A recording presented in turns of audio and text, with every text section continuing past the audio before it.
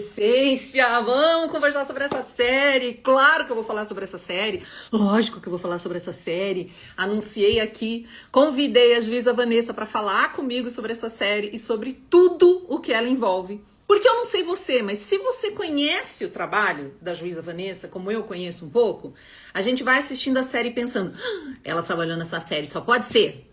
Eu acho que ela foi uma consultora de roteiro na série. E vai ter muito spoiler.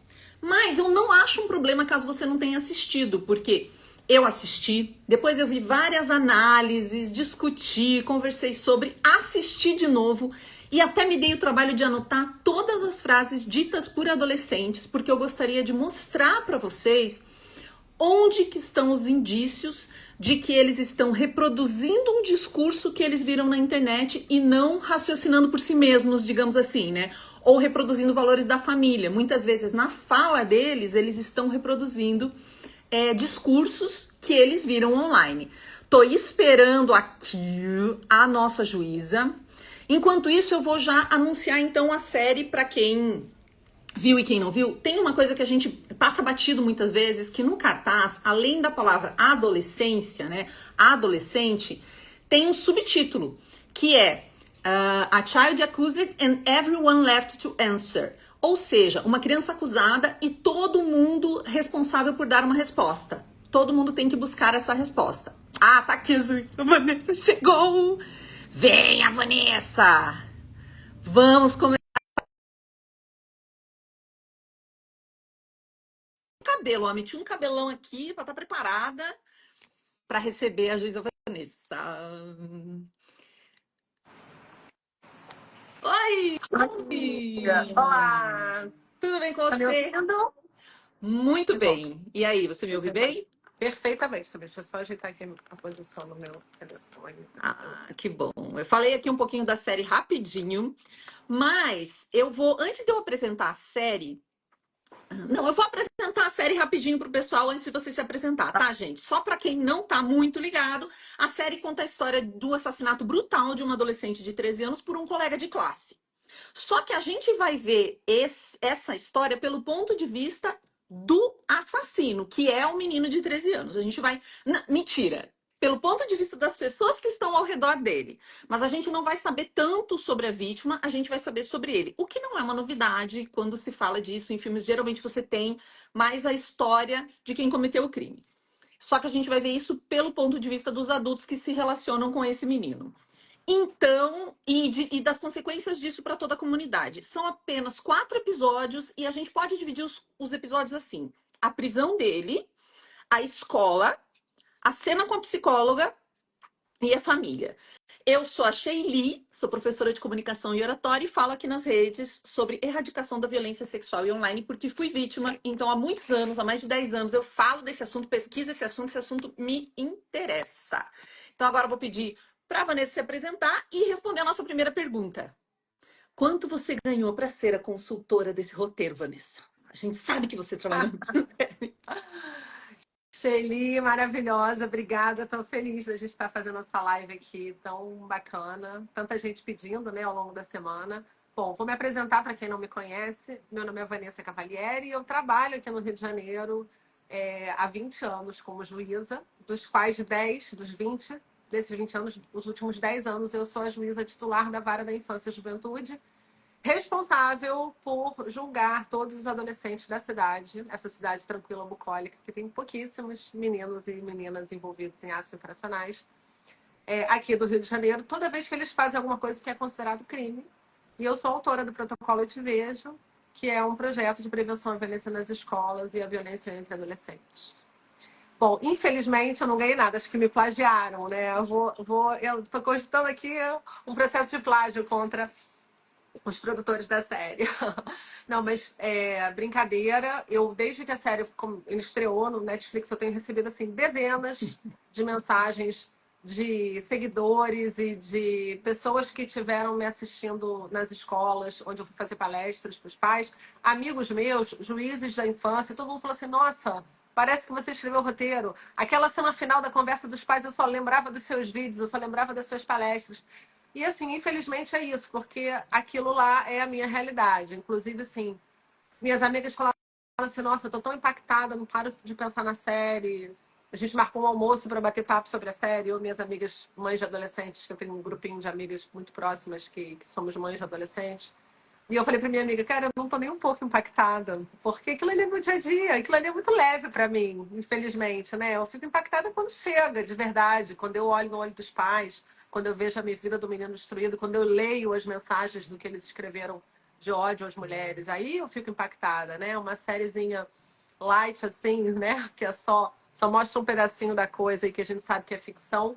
Não me atingiu dessa forma, mas eu fiquei muito feliz, porque eu não sei se a bolha tá me entregando tanto conteúdo sobre a série, não sei se pessoas que não estão na bolha que eu tô, na bolha de, vamos dizer assim, de algoritmo, recebem esse conteúdo também, mas eu tenho visto, assim, um debate nacional sobre a série. Eu tenho visto que ela serviu para o propósito principal que eu acho mais importante, que é alertar as famílias do perigo que está dentro de casa. E quando a gente fala, eu, você falamos, tem tantas outras, né, Carla, Albuquerque, e tantas pessoas que falam sobre isso, a gente é vista como alarmista, né, terrorista, muito radical. Sim. E aí acho que a série veio mostrar que não é bem assim.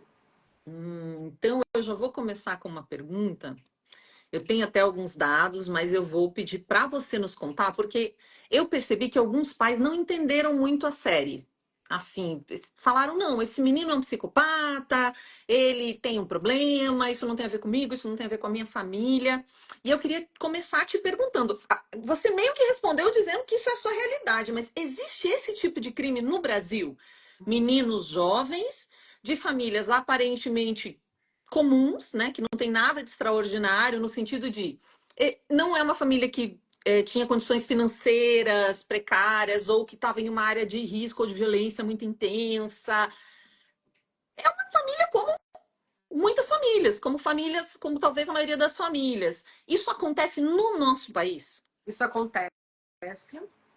E assim, a primeira resposta que eu quero te dar, até tem uma pergunta aqui da acho que Gabi Ramos, se ele é psicopata. Não, ela falou, ele não é psicopata. E tinha gente perguntando, ele é psicopata? Ele não é psicopata. E a série mostra isso. Eu vou te falar quando que a série mostra isso. Quando ele conta pra psicóloga, se não me engano, que a menina sofreu aquele vazamento de nudes, né? E aí ela ficou sendo ali humilhada, ficou sendo falada na escola por causa dos nudes. E aí, nesse momento, ele empatiza com ela, ele se aproxima dela, e aí ele fala: Não, eu fui conversar com ela porque eu fiquei com pena dela, né? Porque ela estava sendo humilhada, eu não queria que ela se sentisse sozinha. E a garota dá um passo fora nele, fala assim: Não tô tão desesperada assim, não preciso de você. Essa característica de empatizar, de olhar para o outro e falar assim, pô, agora ela também está passando pelo que eu passo, ela também está sendo humilhada, está sendo excluída, ela é típica de uma pessoa que não tem uma psicopatia, ou a gente nem pode falar em psicopatia com 13 anos, mas nem um transtorno de conduta. Eu tenho estudado muito isso, porque quando começaram os ataques em escola e eu recebi os adolescentes, eu precisava saber se eles eram psicopatas ou não. E eu tenho recebido alguns adolescentes já com indícios de transtorno de conduta, de um futuro transtorno de personalidade, né? Alguns, né? Não esses meninos com esse perfil. Então ele não é psicopata, tá? Ele é um menino que para ele era muito importante pertencer, para ele era muito importante ser amado, para ele era muito importante ser alguém que era visto como uma pessoa que importa, né? E isso para o psicopata é irrelevante, ele não se importa com a opinião dos Mas outros. eu acho que isso simplifica para quem não quer lidar com a problemática da série, porque Sim. muita gente falou assim: ah, mas não teve graça, né? Porque não teve o julgamento, não teve a sentença. Teve até gente se perguntando se realmente foi ele que matou. E eu achei essa pergunta tão interessante, né? Por que será que as pessoas estão com essa dúvida? E aí eu reassisti a série de ontem para hoje para tentar entender por que teve gente que E não duvidou entendeu, e né? que não entendeu que ele é o assassino. Porque isso é dito, gente, já no primeiro capítulo. Isso não é um mistério da série. Ele que matou. Existe um vídeo comprovando ele que matou. Mas ele diz muito que não foi ele. Ele não fez E também nada de temos errado também, ele que fala ele que não não fez fez nada nada de de errado. errado e no final que ele, no final tem um menino que o pai dele encontra na loja de conveniência. Essa cena pra mim me mata, assim, na loja quando eles vão comprar a tinta. Essa cena pra mim é uma cena muito, acho talvez uma das que mais me pegou, quando aquele menino fala pro pai e diz assim pro pai do menino que matou a colega, né? Jamie. Um rapaz encontra o pai dele e diz: Olha, nós estamos do lado do seu filho.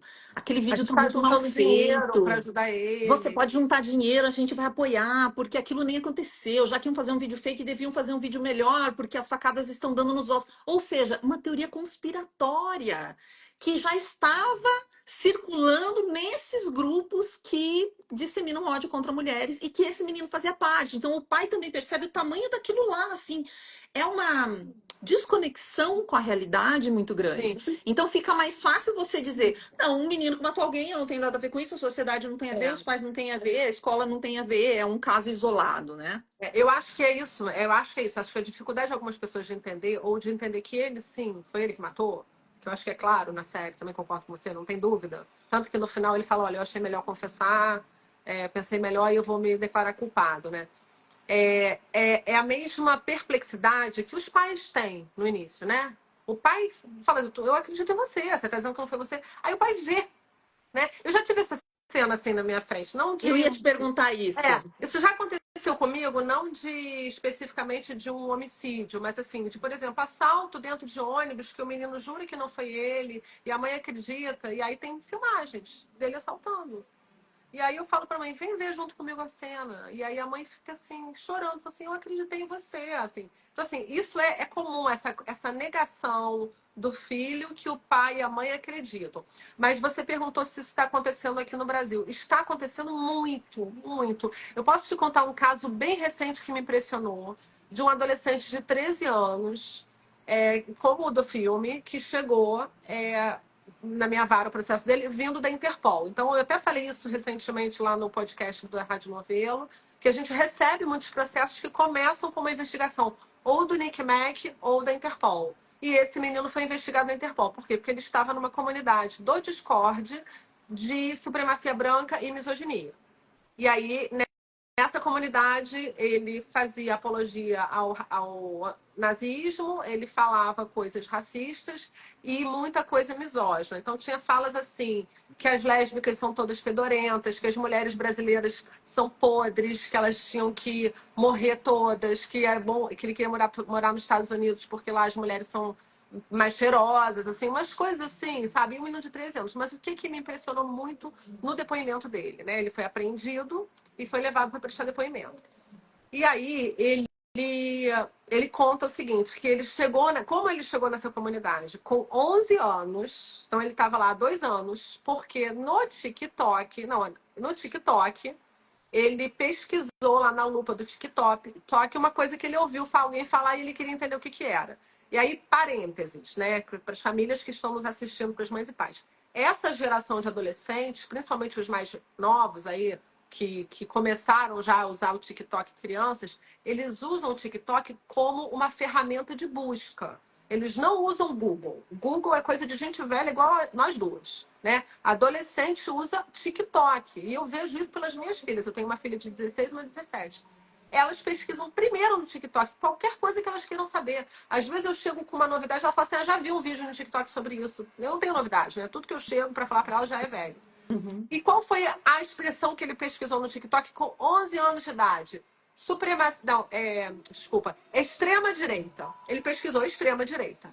Ele queria saber o que era extrema-direita. Ouviu alguém falar? É um assunto muito falado hoje em dia, né? Sim. O que aconteceu a partir daí? Aconteceu que o algoritmo do TikTok começou a inundar o feed dele, o For You, né? Aqueles sugeridos para você, com conteúdos de extrema-direita.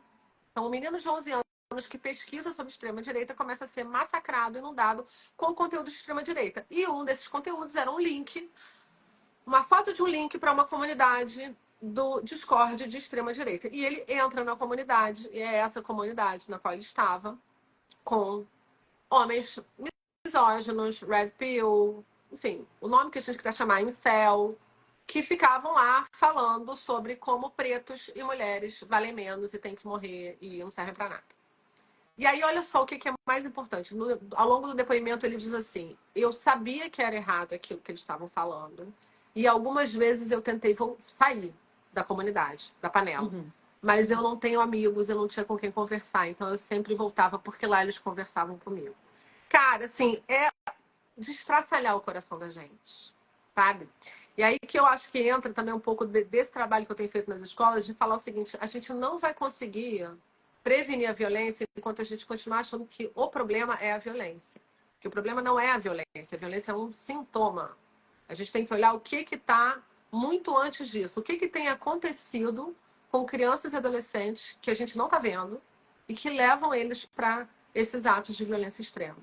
Eu falo muito sobre afeto nas minhas palestras, de que é através do afeto que o criminoso chega até eles, seja para manipulá-los e conseguir alguma imagem, seja para levá-los para uma comunidade. Então, só para ajudar aqui as famílias que estão nos acompanhando, alguns termos que a Juíza falou e que eu vou esclarecer para todo mundo. Ela falou: entra na panela. No Discord, que é um aplicativo que se usa muitas vezes quando se está jogando online, mas você usa para muita coisa. Eu já usei para trabalhar com pessoas de outros países, porque dá a impressão que a gente está todo mundo na mesma sala.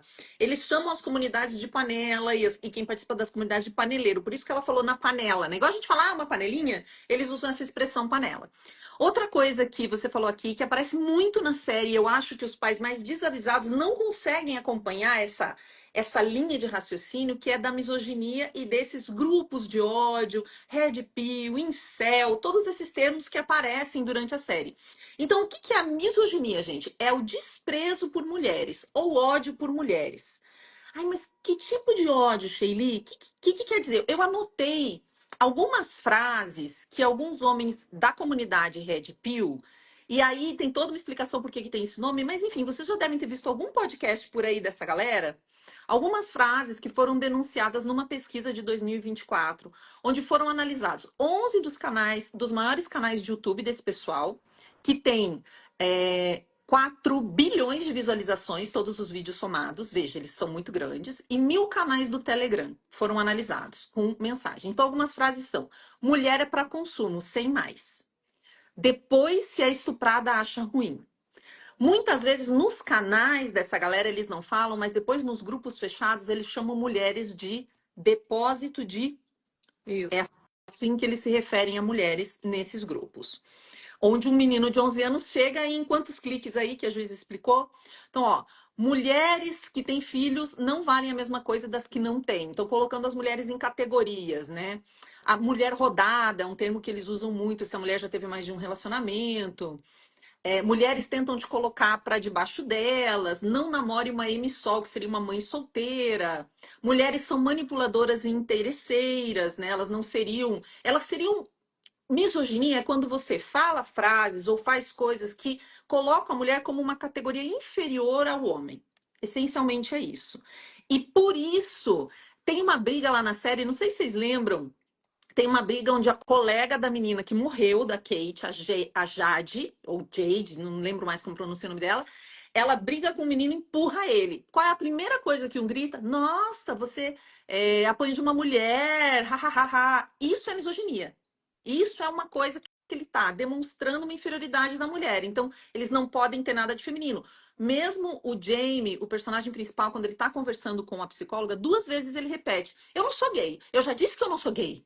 Porque ser qualquer coisa parecida com o feminino é inferior. Tá? Então, tipo, só pra. Porque eu sei que às vezes a gente fala misoginia e fica assim, mas que é isso? Que coisa esquisita. E a gente já tem campanhas, inclusive no governo brasileiro, por isso ter aumentado muito. Tem muitos. Eu vou deixar para vocês uma lista depois na legenda de artigos muito bons para vocês lerem sobre isso e conseguirem entender essa lógica, né? Só que como para um homem adulto é muito difícil olhar e acreditar, é bem mais fácil pegar os jovens. É bem mais fácil pegar esse menino que tá se sentindo menosprezado. Às vezes ele não consegue namorar, ele é meio nerd, ele não tem muito traquejo, porque tem 13 anos, porque tem 12. E aí eles vão chamar esses meninos de celibatários involuntários, que eles não conseguem namorar, não porque eles não querem, mas porque as mulheres não gostam deles. E aí vem aquela história na série do 80-20, 80-20, que é essa exatamente. teoria absurda, que não tem fundamento nenhum, obviamente, de que 80% das mulheres só se interessam por 20% dos homens, que seriam os mais bonitos, com mais dinheiro. Enfim, elas não vão gostar de você, não porque você não tem traquejo, porque você não sabe conversar, porque você é muito jovem e porque nem tá na idade. É porque as mulheres são horríveis, percebem? E aí isso vai gerando uma raiva nesses meninos. Desculpa esse disclaimer todo, mas acho que é Eu acho que é importante. Já fiz importante live botar todo aqui, mundo na mesma todo mundo página, na né? Tem gente que não mesma sabe página, disso. porque tem É. essa história toda sendo contada o tempo todo. Eles falam de um dos principais red pills que eles têm nos Estados Unidos, que é o Tate. Eles vão mostrando várias falas que os É. meninos falam ao longo da série são reproduções desses discursos que a gente chama de discursos de ódio. Juíza, eu fiz tantas perguntas para você, Vanessa, eu chamo de juíza, chamo de Vanessa, Vanessa, Vossa chama de Excelentíssima, não Vanessa, sei Débora. aqui o jeito certo, gente. Não, gente, Podem Vanessa. mandar aqui. Juíza só lá na vara, quando eu tô Juíza fala, trabalhando. então é a Vanessa mesmo, nossa amiga aqui. Se não fosse a Vanessa, gente, um dia eu estava num evento com ela, um evento que tinha plataformas e tinha sociedade Discord. civil, tava o Discord, tava o YouTube, tava o TikTok. Não fosse a Vanessa e eu fazendo umas cutucadas, ia parecer que o lugar mais seguro do mundo é dentro dessas plataformas. Então eu gosto muito da Vanessa, porque ela pensa parecido comigo. E pode ser assim, eu puxando o braço para minha sardinha, mas eu gosto do teu Aí pensamento tem aí. uma coisa também, né, Sheila, que eu e você, a gente não vive disso, né? Eu não vivo disso aqui, ó. Eu não tô aqui para ganhar dinheiro, nem engajamento. Se quiser deixar de me seguir, beijo, tchau, né? Eu tô aqui para orientar, levar conhecimento que pode proteger criança e adolescente. Essa é meu ativismo e é o seu também. Exatamente. Então, Eu sou a professora de gente não oratória. As tem freio pessoas na às vezes língua, a gente não precisa agradar, a gente não depende deles para ganhar dinheiro, para se sustentar. Então é uma liberdade que a gente tem de poder falar a verdade aqui, né? é, nós queremos falar a verdade. Eu queria ver com você. Bom, a gente falou dessa coisa da violência de gênero. Gênero também é uma coisa, porque existe essa coisa da ideologia de gênero. É um termo que foi inventado que não existe, gente, mas ele é muito utilizado por alguns meios políticos para falar como se alguém quisesse fazer uma ideologia de gênero. E não existe ideologia de gênero, existe gênero, né? Essencialmente masculino e feminino, e depois vai ter variações e coisas. Mas quando a gente fala de aumento da violência de gênero, eu sei que você teria coisas para trazer para gente. O Então, que isso quer dizer? tá, eu acho que uma primeira coisa que eu quero falar aqui é o seguinte: quando eu faço palestra para adolescentes nas escolas, que eu faço para o Fundamental 2 e Ensino Médio, então de 12 anos até 18 eu converso com eles nas escolas. E aí eu levo para eles exemplos de situações que são crime. Inclusive, essas ofensas na internet, como o racismo, a homofobia, o capacitismo, etc. E eu falo misoginia. E aí eu vou perguntando para eles, o que vocês. Alguém sabe o que é capacitismo? E tal. Racismo eu nem preciso saber perguntar o que é que todo mundo sabe. E aí eu pergunto, alguém sabe me explicar o que é misoginia? E aí é impressionante, porque muito frequentemente ninguém nunca ouviu falar nisso. Às vezes eles falam assim, misoginia é preconceito contra estrangeiros. Eles confundem com Com xenofobia. xenofobia. E às vezes, assim, numa turma de 200 alunos, tem uma menina que levanta a mão e sabe o que é. Ou alguém fala assim, é machismo. Então, assim, nem as meninas sabem o que é misoginia. Isso é muito assustador, gente. Assim, porque, assim, hoje não tem um aluno, um adolescente negro que não sabe o que é racismo, né? Porque ele faz parte de um grupo vulnerável a esse tipo de violência. E as mulheres são um grupo vulnerável da misoginia e não sabem o que é, não sabem nomear. E aí eu dou o seguinte exemplo. Você já viu no grupo de WhatsApp alguém escrever assim: cala a boca, sua vagabunda, vai lavar uma louça? E todo mundo começa a olhar para o menino que faz isso, para os meninos que fazem isso. Isso acontece entre eles. Então você tem, desde a misoginia nossa de cada dia, que acontece entre esses adolescentes, principalmente em grupos de WhatsApp. E aí eu convido as mães que estão aqui nos assistindo, quando acabar a live, pega ali o celular do seu filho e dá uma olhada nos grupos de WhatsApp da escola, porque eu tenho visto meninos de 10 anos se referindo dessa forma às colegas de 10 anos, chamando de cadela, de vagabunda, de piranha, né? Sim. E então, desde dessas falas que são misóginas, mas que é, vamos dizer assim, de 0 a 10 numa escala de gravidade seria ali 1, até feminicídios praticados por adolescentes. Eu tenho vários, assim. Eu tenho casos, assim, que a menina terminou o namoro e o garoto falou: se você não ficar comigo, não vai ficar com mais ninguém, eu vou destruir sua vida. E pegou uma arma e foi lá, deu um tiro na cabeça dela. E depois deu um tiro na cabeça dele. E aí não morreu, ele tá tetraplégico. Tem um caso aqui no Rio de Janeiro, assim. E eu tenho vários feminicídios consumados. Com aquele perfil que a gente vê, assim, o homem de 40 anos que mata a mulher porque não aceita que ela vai sair para trabalhar, ou não aceita que ela se separou, se divorciou. A gente tem meninos de 15, 16 anos fazendo isso. Da onde veio, né? E a gente tem aquela misoginia que aparece muito, além de agressão física, muita agressão física, muitas meninas com medida protetiva da Lei Maria da Penha contra ex-namorados. Eu estou agora com um caso de um casal que namorava, da zona sul do Rio, e o menino agrediu fisicamente a namorada. E aí ela pediu uma medida protetiva, ele teve que mudar de escola porque não podia mais estar na mesma escola que ela. Eu tive um outro caso de um menino que, durante a relação sexual com a namorada, ele espancou ela, como uma violência do ato sexual. E aí a gente sabe de onde vem isso, né? Que eu acho que é um outro assunto que a gente precisa trazer, que é a pornografia industrial.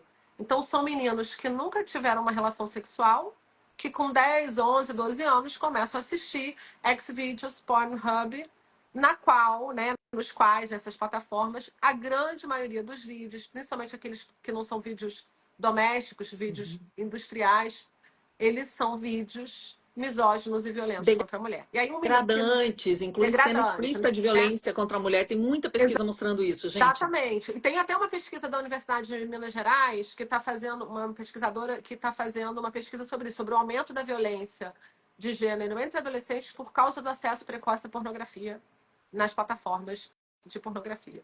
E aí, imagina só, um menino que nunca teve uma experiência sexual, que antigamente, quando a gente era adolescente, o garoto, para ter acesso à pornografia, ele tinha que fazer uma ginástica, né? Porque tinha que achar Uhum, um uhum. jornaleiro que era gente boa e que deixava a menor de idade comprar uma revista, ou pegava um primo mais velho que ia lá e comprava, ou esse primo ia lá na locadora, pegava um filme e ficava uma semana todo mundo assistindo o mesmo filme. Agora são segundos, né? Então assiste um negócio, aí não é aquilo, é outro, é outro, é outro.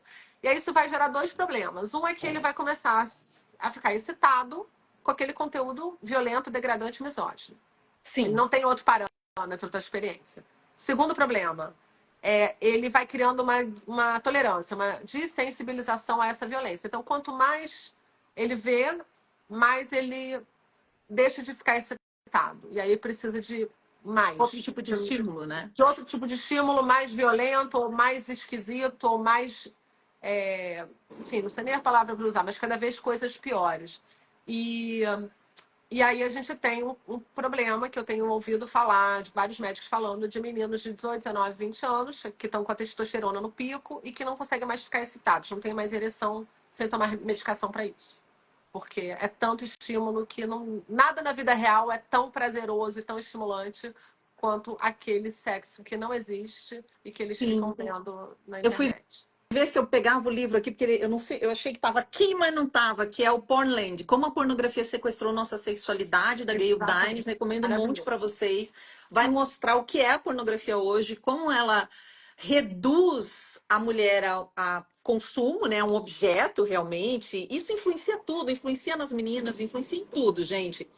E o James, o personagem, ele fala, todo mundo consome, todo mundo vê Isso é pornografia. Para normal. ele isso tá dado, assim, para ele é algo, ele vê pornografia com constância. Ele fala isso para É psicóloga. psicóloga, Teve uma Exatamente. coisa que algumas pessoas chamou a atenção de algumas pessoas na série sobre a prisão, porque a primeira cena da série, gente, é esse menino sendo preso de uma forma assim, a polícia vem, invade a casa dele, derruba a porta, né? Um esquadrão ali que a gente vê.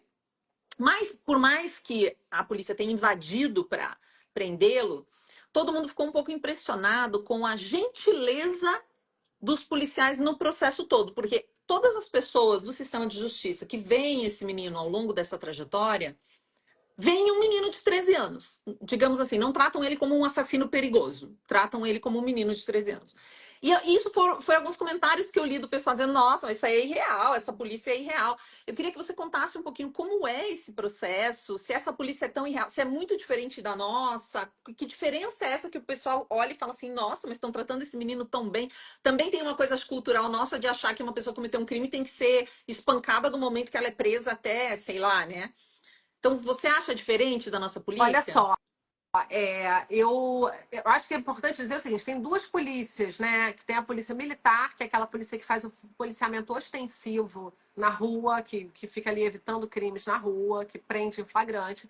E você tem a polícia civil, que seria assim o equivalente a esses policiais que efetuaram a prisão do Jamie, seriam os nossos policiais civis, que é aquela polícia que vai cumprir uma ordem judicial. Eles estão investigando um crime, e aí o juiz disse: olha, tá bom, tem elementos aqui de que foi essa pessoa, você pode ir lá prender ele, no caso de adolescente. A gente chama de busca e apreensão do adolescente. É como a gente chama a prisão do adolescente, busca e apreensão. Então, como é que acontece aqui no Rio? Eu expeço o mandado de busca e apreensão, chega lá o procedimento de investigação, a polícia diz assim: olha, tem aqui um menino que é suspeito de ter matado uma pessoa, ou é que ele está na internet, no Discord, planejando um ataque numa escola. E aí eles mandam para a justiça e o Ministério Público me pede para buscar e apreender o adolescente, quebrar sigilo de dados, buscar e apreender computadores, celulares, equipamentos eletrônicos, para poder vasculhar todo o conteúdo. E aí eu expresso essa ordem que vai ser cumprida por um delegado de polícia. Aqui no Rio, quem cumpre esses mandados nessas situações, geralmente é uma delegacia especializada, que é a DPCA, Delegacia de Proteção à Criança e Adolescente. Então, os delegados, né, que atuam no DPCA, eles são delegados extremamente cuidadosos e sensíveis ao cuidado com o adolescente infrator. Tá? Então, é claro que assim, pode acontecer de uma ocorrência numa escola que chamam a polícia, vai um policial militar que está ali na rua, que não é preparado para lidar com criança e adolescente, que talvez tenha uma abordagem mais truculenta. Mas eu achei muito truculenta a abordagem no filme, porque aqui, por exemplo, eu posso te contar, em 2023, naquelas ondas de ataque, né? Eu expedia mandados e no dia seguinte o delegado tinha que apreender o adolescente antes de chegar na escola. Isso aconteceu assim, dezenas de vezes. E ele tinha assim, um cuidado, porque ele chegava lá antes da escola abrir, ele conversava com a diretora, pedia para mostrar quem era o aluno quando o aluno chegasse, levar numa sala reservada e dizer assim, olha, fulano, vem aqui. E aí nessa sala estava o delegado que levava para a delegacia sem estardalhaço. Inclusive, no Brasil, você expor adolescente infrator a constrangimento publicamente, isso é até crime, né? Então, assim, você não pode ficar fazendo esse estardalhaço. Aqui a gente teria o quê? O policial batendo na porta da casa, com um mandado, às 6 da manhã, que é a hora que chega, que é a hora que pode começar a cumprir, chamando a família e falando assim, fulano tá aí, e aí pegando o menino, levando sem metralhadora, sem invadir a casa, sem arrombar a porta, nada disso, tá? Mas eu achei muito linda a cena no carro em que o policial começa a orientar o menino, né? Falar assim, olha, quando chegar na delegacia vai acontecer assim, assado, você não precisa responder as perguntas, você pode pedir um advogado, peça um advogado, é melhor para você, diz que só vai falar com a presença do advogado, que vai ficar em silêncio. Então, assim, eu achei muito bonito ali aquele cuidado com ele, e eu vejo isso em alguns policiais aqui quando são especialistas. Quando é da DECAV, quando é da DPCA. Agora, quando às vezes é um policial que está na rua lidando com os crimes em geral, ele não tem esse treinamento para lidar com adolescentes, aí às vezes não é assim, né? Ah, Infelizmente, não é, mas então é deveria mais ser. uma impressão do pessoal que talvez não acompanhe isso na realidade, só de Sim. repente numa série, num filme, mesmo em séries brasileiras. E tem uma pergunta aqui que eu até já tinha escrito aqui, gente, para fazer para juiz, e já vou fazer porque alguém colocou. Existe também uma diferença se esse menino fosse negro? Olha só, eu acho que a diferença que teria se o menino fosse negro é que as pessoas iam ficar menos incomodadas com a série. Que a verdade Tenho é essa essa, assim, sensação. a gente vive num país que tem um racismo estrutural, que tem uma desigualdade social e que a maioria dos adolescentes em condições de extrema vulnerabilidade são negros, né? Não por acaso, por causa de todo o passado histórico que a gente tem no Brasil, que todo mundo aqui sabe, não preciso repetir. Então, assim, é claro que a comoção que gera quando um adolescente está trabalhando no tráfico, que a mãe trabalha de faxineira, que não tem pai, que está fora da escola, não é a mesma que gera num menino como o da série, ou como meninos que a gente tem, porque é muito simples, porque esse menino da série, ou esse menino branco que está numa comunidade extremista, ele é o boy next door, né? Ele é o menino que poderia ser o vizinho do nosso prédio, ele poderia estudar na escola dos nossos filhos, ele poderia ser alguém que brincou na pracinha quando era criança. Ele não é uma outra realidade. Eu acho que esse é o incômodo que gera. E uma coisa que você falou no início, assim, essa família não é uma família de extrema vulnerabilidade, nem econômica e nem social e nem afetiva, né? Eu acho que, assim, para usar aqui a expressão do Winnicott, é a família suficientemente boa, Uhum, né? uhum. Esses pais foram suficientemente bons. O garoto estava estudando, era uma família amorosa. Eu acho que tem uma cena no final, aquele diálogo final, né, dos pais, que o pai fala assim: meu pai me espancava quando era da idade dele e tal, e eu prometi que eu nunca ia fazer isso com meus filhos. Então, assim, tem ali uma tentativa dos pais, do pai, mesmo com toda a dificuldade, com todo o passado que ele carrega ali de uma infância com violência, com pais violentos, com violência, e com toda a dificuldade dele até geracional, né, de ser um homem bronco, assim, um homem meio... A gente vê que ele é meio... Ele tenta, mas ele é meio ali, né, desajeitado na questão do afeto. de tentar ser um pai amoroso, de não reproduzir essa violência, de interromper naquela geração essa violência de pai para filho. Ele tentou, eles tentaram e foram suficientemente bons, eu acho. Assim, eu acho que se não entra ali outros componentes e aí eu acho que principalmente, né, o que a gente sempre fala desse uso da internet sem supervisão, talvez a coisa não tivesse degringolado. Agora, eu queria falar uma coisa, Sheila, assim, que a primeira cena do filme não é a cena deles entrando na casa. E a primeira cena do filme, para mim, ela é muito Ela é. importante. Sim, ela não é exatamente eles entrando na casa, gente. É a conversa, os policiais no carro, dirigindo, e o policial ouve a mensagem do filho dele. Eu tô aqui, ó, com o meu bloquinho das anotações que eu fiz. E aí eu quero anotar, eu quero ler para vocês, a primeira frase que eu anotei. A primeira frase que eu anotei foi: adolescente faltando à escola, e aí bullying, ponto de interrogação. Foi a primeira frase que eu anotei. Porque o menino fala assim, que não vai pra escola, que tá passando mal, né? O Adam, que é o filho do policial, ele manda um áudio pro pai dizendo, olha, não me sentindo bem, não vou conseguir ir pra escola hoje, alguma coisa desse tipo. E aí o pai fala assim com a colega, né? Com a parceira dele. Pô, de novo, ele vive dando... Ele fala essa frase, né? Mas vive dando migué, vive inventando história pra não ir pra escola, vai querer faltar de novo, mas eu espero que a mãe dele seja dura com ele, porque eu tenho o coração mole, eu sempre deixo faltar. E eu, conheço isso daí, porque isso é um sinal, gente. Aluno que fica querendo faltar para a escola, que inventa que está doente, ou que inventa desculpa para faltar à escola regularmente, isso é um sintoma de que ele pode estar sofrendo ou bullying, ou ele pode estar sofrendo violência dentro da escola. E eu falei, esse menino aí deve estar sofrendo bullying. Depois a gente confirma isso, a gente vê ele sofrendo bullying. Não sei se todo mundo percebeu isso claramente, Sim. mas na hora que ele está no refeitório lanchando, os outros vão lá, almoçando, vão lá e começam a jogar todo o lixo na bandeja dele e chamar ele de porco, né? E você vê que ele sofre bullying. E olha só, ele é o segundo Jamie da série, né? O É. filho do policial é o outro menino invisível da série. O pai dele não percebe o que está acontecendo, não percebe que o filho está sofrendo uma violência, né?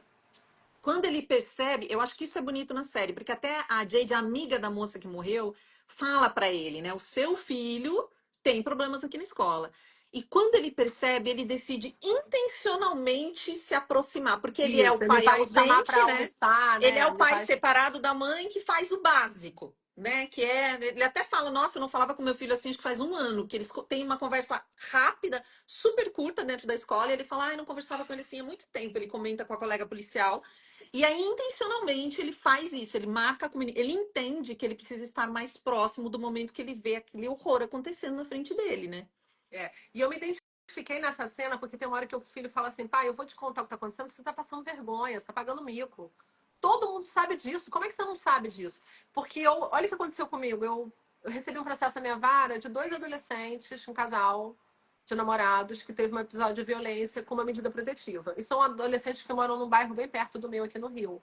Da idade da minha filha mais velha. Eu falei, será que ela conhece? Será que são amigos? Eu até fui olhar pelos nomes, assim, dei uma olhada no Instagram para ver se eu conheço, né? Já fisionomia e tal, mas eu não conhecia. Aí quando chegou em casa, eu falei, gente, chegou hoje para mim.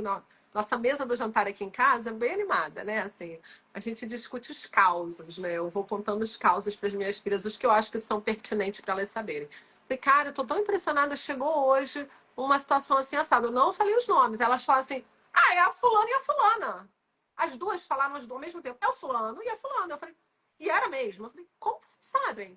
Mãe, todo mundo sabe. Todo mundo sabe disso. Fulano que estudava em tal colégio e a menina, ela tá contando pra todo mundo e aconteceu assim, essa. E elas sabiam detalhes que não estão no processo, né? Então, assim, eu falei, caraca, eu sou esse homem aí que tô pagando mico achando que eu tô muito chocada com uma coisa e elas estão lá e outra. E elas não estavam impressionadas. E elas falaram assim, mas você que vai ser a juíza desse caso? Eu falei, vocês não sabem que eu sou a única juíza do Rio de Janeiro? Ah, mas eu não achei que isso ia chegar na justiça. Gente, mas é tão grave assim? Eu falei, como assim é tão grave assim? Ele bateu nela, é muito grave. Então, assim, olha, eu me identifiquei muito nessa cena, sabe? Essa coisa do adultos são os últimos a saber. Eu o que está fiquei muito acontecendo. impressionada com isso e até eu quero voltar. Duas coisinhas, pessoal. Algumas pessoas estão falando que os comentários estão na frente do rosto da Vanessa. Mas é que ou eu deixo os comentários ou eu tiro. Tem a alternativa de tirar, só que daí eu também não vou ver e vocês também não vão ver e nós não vamos poder responder. Então eu prefiro que fique. Depois a live vai estar aqui. Quem quiser assistir de novo, não vai estar os comentários na frente. Mas agora eu vou deixar porque a gente quer ouvir vocês, né? Senão Sim, a gente não fazia live, a gente fazia um vídeo e isso, postava aqui, né, Vanessa? exatamente. Mas tem uma coisa importante ainda sobre a questão. Então, duas coisas. Essa coisa de todo mundo tá sabendo, todo mundo, o vídeo. Você percebe que a escola inteira sabe, todos os adolescentes sabem, e geralmente nesse tipo de crime, todo mundo sabe, porque o adolescente que está num tipo de grupo desse, que divide isso, ele geralmente vai falar sobre isso. Ele vai contar que vai fazer. Nesse caso, a gente não tem certeza, porque até tem um amigo dele que tem dúvida, mas geralmente ele vai mostrar porque ele precisa do reconhecimento. Eles querem mostrar que eles são corajosos, que eles são importantes, porque existe uma promessa para esses meninos, nesses grupos de ódio, de que eles vão ficar famosos. E é verdade. Todo ano, quando comemoram-se, olha que absurdo. Alguns ataques em escolas são comemorados todo ano dentro das redes sociais. Eu peguei matéria sobre isso para vocês. Primeiro, eu quero ler um trecho de uma matéria muito importante chamada Algoritmos e Rede de Ódio nos Ataques em Escolas, onde a professora Thelma Vinha, que é uma pesquisadora especialista nesse assunto, vai mostrar que 71% dos ataques no Brasil em escolas, né? Foram 36 ataques violentos ocorridos nas escolas brasileiras nos últimos 22 anos, e a maioria ali nos últimos 4. A maioria dos casos aconteceu em escolas públicas. Todos os autores eram do sexo masculino, predominantemente brancos. E em sua E maioria, eram escolas, desculpa te interromper, ô imagina, Shelly, porque a Thelma, assim, a gente já teve juntas várias vezes, né? E a gente conversa muito sobre isso. As escolas públicas que foram palco de ataques eram escolas em bairros nobres, né? A gente não teve ataques dentro de comunidade, por exemplo. Até pelas razões óbvias, né? Porque um menino que faz um ataque em escola dentro de uma comunidade, ele não ia sair de lá vivo, né? Mas, enfim, existe uma outra forma de controle social. Mas é isso, assim, esse é o perfil mesmo. E o que ela mostra ali nos ataques, assim, é o que eu vejo. Isso, assim, você falou 36 ataques, né? Esses que são foram os que analisados para tiveram essa vítimas pesquisa. fatais. Acho Mas, que assim, a sim. gente tem centenas que foram Isso é muito interrompidos, importante. Eu né? acho que as pessoas não têm noção. Isso são os ataques violentos com vítimas fatais. Sim, eles só analisaram esses casos mais graves. Mas a quantidade também de ataques que a polícia consegue Impedir. evitar É, é imensa. Eu já conversei mesmo. com vários delegados assim. Gente, vocês não têm noção da quantidade de violência que Ano consegue ser passado, parada antes, né? ano passado, não, retrasado, em 2023, que foi esse ano mais complicado, a gente teve aqui no Rio um ataque efetivado, que felizmente a menina não morreu, mas foi por um milagre, porque ela levou uma facada no coração e outra na costela. Por que ela não morreu? Porque ela estava com um moletom grosso e a lâmina da faca não entrou com profundidade. Mas eu tive, assim, para esse ataque, que é o que está na estatística, eu tive, sei lá, 50, 60 ataques que eu tive que atuar, planejados, né, que não foram efetivados, mas eu tive que dar Atuar. decisão, aprender o menino e tal, fazer todo aquele procedimento para evitar. E muitos com elementos de misoginia. E aí, quando a gente vai ver com os garotos, por exemplo, eu tive um menino que planejou um ataque, ele falava, né, lá nesse chat, numa comunidade, não me lembro agora se era do Discord, acho que começou no Discord, mas aí foi ou para o Telegram ou para o WhatsApp, que isso é bem frequente. Né? Eles começam na panela a conversar, quando eles querem detalhar algumas coisas, eles saem da panela porque eles ficam com medo, sabem que tem gente infiltrada, e vão para o Telegram, que é Eu o buraco falo que é o que vai reino do direto para o capiroto. inferno. Reino do capiroto. O Telegram é isso, é um túnel que joga a pessoa direto no inferno. E aí ele falava que uma determinada menina, ele ia furar os olhos dela com um lápis, ele ia cortar o corpo dela em pedaços. Ele dizia que ele fazia o ataque na escola e que ia matar todo mundo, mas que é uma menina, uma colega, ele falava o nome dela, que ele ia furar os olhos dela com lápis, que ele ia torturar, cortar o corpo dela em pedaços e comer. Foi assim, uma coisa que me impressionou muito. E depois eu ouvi essa menina, né? Eu queria entender de onde estava esse ódio específico em relação a ela. Eu até imaginei que fosse alguém que talvez fizesse bullying, mas ela falou assim: olha, eu era amiga dele, assim, ele era um menino isolado, sem amigos, não sei o quê, ele, né, não tinha muita gente, ele não era popular, mas eu era legal com ele, a gente era amigo na escola. Só que aí um dia ele começou a confundir e me chamou pra ir ao cinema, pra sair. Eu falei pra ele: não, falando, eu só gosto de você como amigo, não quero nada com você. No dia seguinte que ela rejeitou ele, ele faz essa conversa que ele diz que ele vai matar, torturar, cortar em pedaços. Então tem uma coisa assim dessa misoginia que aparece. Isso que aparece na série também, que a menina fala assim, nem, eu não tô tão desesperada assim, né? Não, Deus me livre, você acha que eu tô Uhum, desesperada? uhum, Então, tô aqui sofrendo bullying, tô sendo exposta, mas é demais me rebaixar o seu nível, né? Em outras palavras, ela fala uhum, isso. uhum. Essa rejeição cruel, e aí vamos lembrar que as meninas de 14 anos também não são gentis na hora de dar um toco, né? Todos os meninos já tomaram um toco de meninas nessa idade, sem gentileza, né? Elas são cruéis. Só que quando o menino tá fortalecido, ele aguenta e vai, né? Fila anda, vai tentar a próxima, uma hora vai conseguir alguma coisa.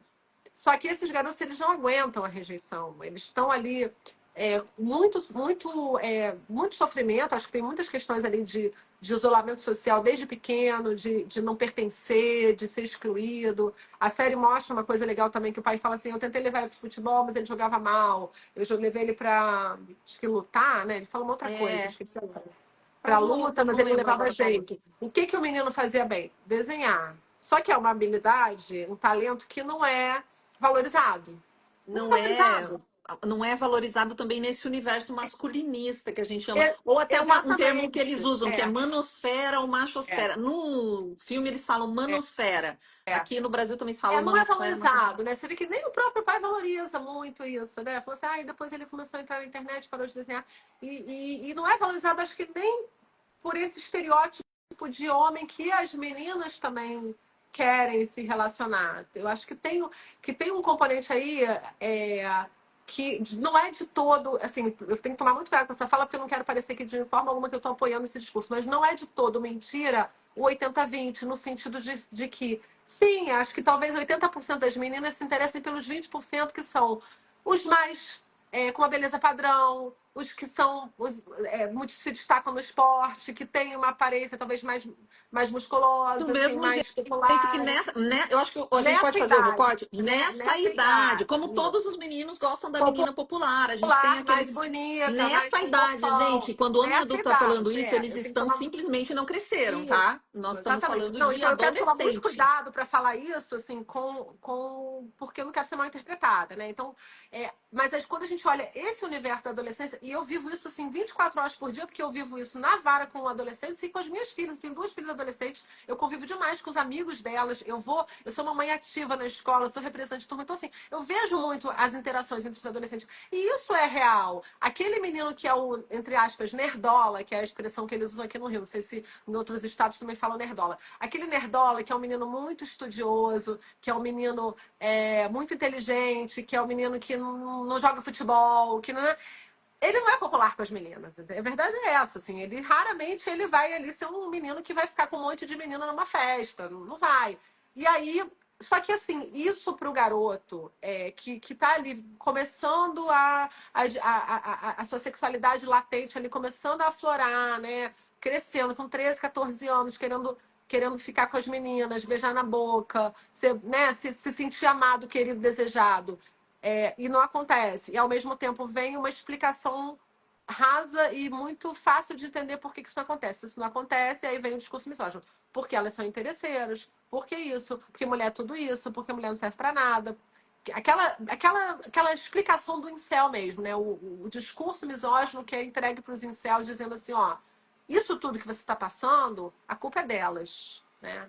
Ninguém fala assim, cara, é assim mesmo, a adolescência é cruel, daqui a pouco você vai desabrochar, você vai se tornar um homem interessante. Quando você for adulto, as mulheres vão preferir um cara inteligente que sabe conversar, que trata bem, que é gentil, do que um cara, um babacão, um cafajeste. Mas assim, ninguém Aí tem você essa chegou num conversa ponto com que os me pega. meninos, né? Aí você chegou num ponto que me pegou na série, que é, até porque eu falo aqui de violência sexual e violência online, principalmente contra crianças e adolescentes, mas contra todo mundo. A falta de educação sexual, para além da educação sexual da escola, porque ela até fala, você teve educação sexual na escola, então, mas essa educação que os pais dizem que vão fazer em casa e não fazem, todo mundo topa. Quando eu falo aqui de educação sexual de criança, né, de ensinar farol do toque, o que pode, o que não pode, todo mundo acha lindo. Agora, o professor que mostra uma camisinha, meu Deus, ele já é denunciado, ele já é não sei o quê. tá faltando uma conversa sobre relacionamento, sobre o que é Sobre gostar, o que é se afeto, exatamente. apaixonar. E Sobre isso o pai afeto. não tem. O pai não tem o menor traquejo com ele sobre esses assuntos. Ele não tem uma referência, gente. E todos precisam de referência sobre o que é relacionamento. Ele tem a referência do pai, ele fala: não, meu pai. Até ela pergunta se o pai tem amigas, e o menino entende que se o pai trai a mãe, ele fala: não, não, eu só tô perguntando se ele tem amigas, se ele admira mulheres, se ele tem amigas, né? E ele, não, tipo, meu pai é macho, mas ele gosta da minha mãe. Então não tem entre eles uma conversa sobre esse amadurecimento, sobre sexualidade. E adolescentes têm sexualidade, gente. Aqui a gente só consegue falar, principalmente aqui na internet, a gente só é aceita falando de educação sexual se a gente fala de proteção ao abuso de criança pequenininha. Agora, consentimento, camisinha, doenças, né, IST, isso aí não se pode falar mais. Minha mãe, com 64 anos agora, acho que tá minha mãe, ela teve educação sexual na escola que hoje não tem mais. Hoje todo mundo tem medo de falar desse assunto. E falam que vão falar em casa. E aí o que estão falando em casa? Nada. Nada, E aí eles nada. ficam vendo tudo na internet, pornografia e esse É. tipo de cara falando discurso absurdo. Então tem que ter uma conversa em casa sobre afeto, sobre gostar, sobre desejar, sobre se pode encostar, não pode encostar, como que é. Tem que conversar, gente.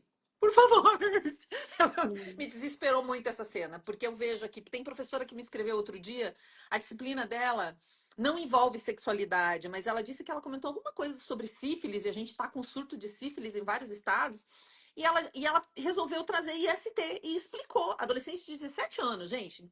17 anos, vida sexual. No Brasil, é entre 10 e 14 começa a vida sexual dos adolescentes, porque eu fiz essa pesquisa. 17 anos, ela recebeu como uma intimação, ela foi denunciada por abordar o assunto.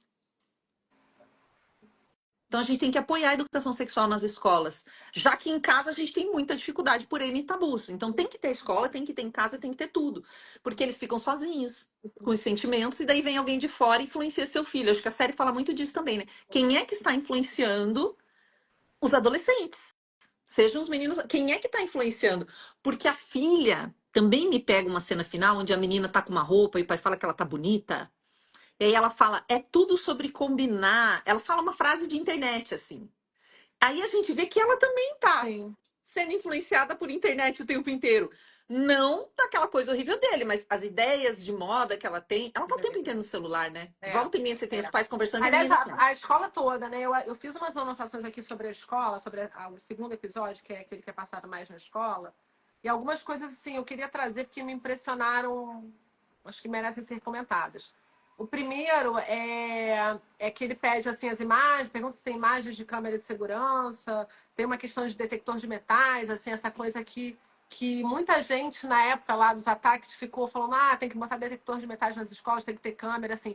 E isso não é efetivo na prevenção à violência nas escolas. A gente tem marcadores, números nos Estados Unidos, que eles há muito tempo já se debruçam sobre esse assunto, porque lá qualquer um compra uma arma, qualquer um tem uma arma em casa. Não é à toa que toda semana tem ataque, massacre em escola com arma de fogo nos Estados Unidos. A gente só não sabe porque a imprensa não fica divulgando. Mas tem, né? E eu fiz na época, em 2023, o governo americano fez um treinamento para autoridades brasileiras. Foi maravilhoso, porque a mulher que veio dar o treinamento, ela é uma mulher adulta que tem uma empresa de segurança nas escolas, né, de redução à violência nas escolas, e ela é uma sobrevivente do Columbine High School. Então, ela era uma aluna de Columbine quando houve o atentado de Columbine. E ela pegou e desenvolveu esse trabalho já adulta. E aí eles mostraram que as escolas que colocaram detector de metais, revista nas mochilas e policial armado, não houve uma redução da violência, mas houve uma piora, né? Porque o clima escolar piora. E essa escola a gente vê que é uma escola com clima horroroso, né? Um clima escolar ruim, que é uma coisa que a Thelma Vinha fala, né, sobre o clima escolar. E aí a policial fala assim, não me sinto bem aqui, eu quero, tô louca para ir embora, porque esse lugar me traz lembranças muito ruins. Então ela fala de como era a escola quando ela era adolescente. E aí ela fala assim, tem uma frase que ela fala que eu anotei que eu achei muito bonita. Ela fala assim, cadê? Estou procurando aqui. Quando ela foi O salva pela policial professora. fala assim, como você sobreviveu? E ela fala, eu tive uma boa professora, né? Aí ela fala assim, os alunos precisam de alguém que lhes dê autoconfiança. Se tiver uma pessoa né? Se tiver uma professora, se tiver um adulto de referência, se tiver uma pessoa, um amigo leal, verdadeiro, que tem uma relação bonita, que não é tóxica, isso salva a vida deles, né? Então é impressionante, isso me impressionou muito, porque é o que eu estou vendo nas escolas. Eu tenho feito algumas palestras, até esse ano eu tenho feito sobre relações abusivas. Daí eu mostro aquele ciclo da violência, né? A lua de mel, aí começa a tensão, nananã, a explosão, a reconciliação e a lua de mel de novo. Aquele ciclo da violência doméstica e das relações abusivas que a gente tem, que normalmente a gente usa quando a gente fala de violência contra a mulher, para pessoas adultas, só que eu vou explicando para eles e dando exemplos de amizades entre meninas. E aí as meninas saem no meio da palestra chorando, passando mal.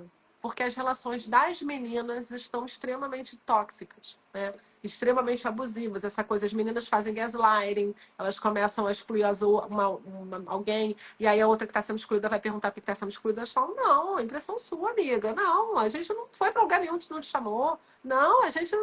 Isso não está acontecendo, sua louca, né?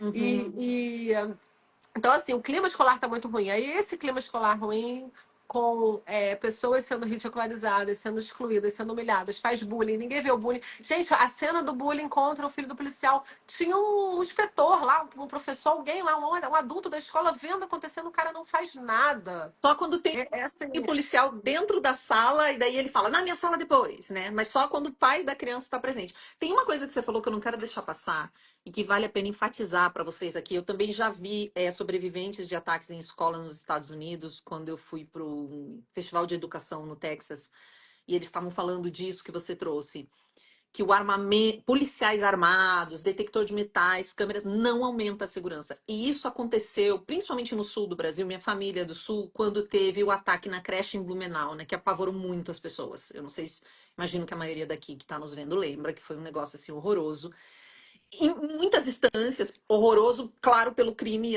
e criancinhas bebês, mortas né? e o desespero das pessoas faz com que elas falam, não, agora eu quero polícia, eu quero detector de metais, eu quero armamento, eu quero blindar tudo. Só que a gente tem que recorrer nessa hora às pessoas que estudam isso, né? No lugar de colocar, por exemplo, psicólogos dentro das escolas, claro que creche foi um caso extremo e a gente ficou colado ali. Tem uma coisa também nesse caso que me chamou a atenção, porque não é recomendado que se noticie o nome de quem comete o crime, fotos, porque justamente é isso que eles querem. Eles querem a notoriedade. Toda a pesquisa mostra isso. E eles mostraram tudo. Todos os assassinatos em escola, tá aqui em escola no Brasil, eu vi tudo. Eu vi a roupa que a pessoa estava usando, eu vi fotos, e eu não queria ver. E aparecia para mim em todas as redes sociais. Depois a mídia começou a ficar um pouco mais Atenta. organizada em relação a isso, né? Um pouco mais atenta. Só que nas redes isso É. vai, porque é isso Isso que eles buscam. aconteceu em 2023, assim, as pessoas me perguntavam assim, mas o que que houve em 2023? Porque assim, bullying sempre aconteceu, né? Então, assim, se o menino sofre bullying, depois ele vai fazer um ataque em escola, mas bullying sempre aconteceu. E os ataques não começaram em 2023. 2019, por exemplo, foi um ano bem pior do que 2023. O que que mudou de 2019 para 2023? Por que 2019 foi um ano muito ruim? Porque o atentado de Columbine completava 20 anos. Então, 2019 era um ano em que havia um movimento mundial se combinando ataques em escola em série no mês de abril de 2019 para celebrar, para fazer um tributo a Columbine. O que foi a diferença em 2019? Em 2019, isso ainda era combinado na Deep Web. Então é muito mais difícil um adolescente acessar a Deep Web. Não é qualquer um que consegue. Tem que ter algum conhecimento, tem que saber instalar o VPN, encontrar a comunidade. É difícil, não é simples. Em 2023, isso migrou para a superfície do web. Então, assim, alguém até colocou aqui, o Discord é um aplicativo de uma rede de Deep Web. Não, o Discord é a superfície da web. Ele tem tudo Não que é tinha antigamente Deep no Deep Web. Web. Ele Você não é Deep acessa em dois Web. segundos. Qualquer pessoa, qualquer criança consegue acessar. Uma pessoa que trabalha comigo, uma promotora de justiça que trabalha comigo, que finalmente colocou o custódio lá no celular do filhinho dela, me contou que foi olhar e viu que ele pesquisou comunidade de cani no Discord. Então, assim, tem isso no Discord. Tem bebês sendo Então, ó, gente, ao só uma vivo. pausinha, Vanessa, que eu tô vendo os comentários. Quem que a Vanessa está explicando, gente? Que até 2019, para você participar da maioria dessas comunidades, esses grupos, eles funcionavam numa camada da internet que não é essa aqui onde a gente está conversando, tá?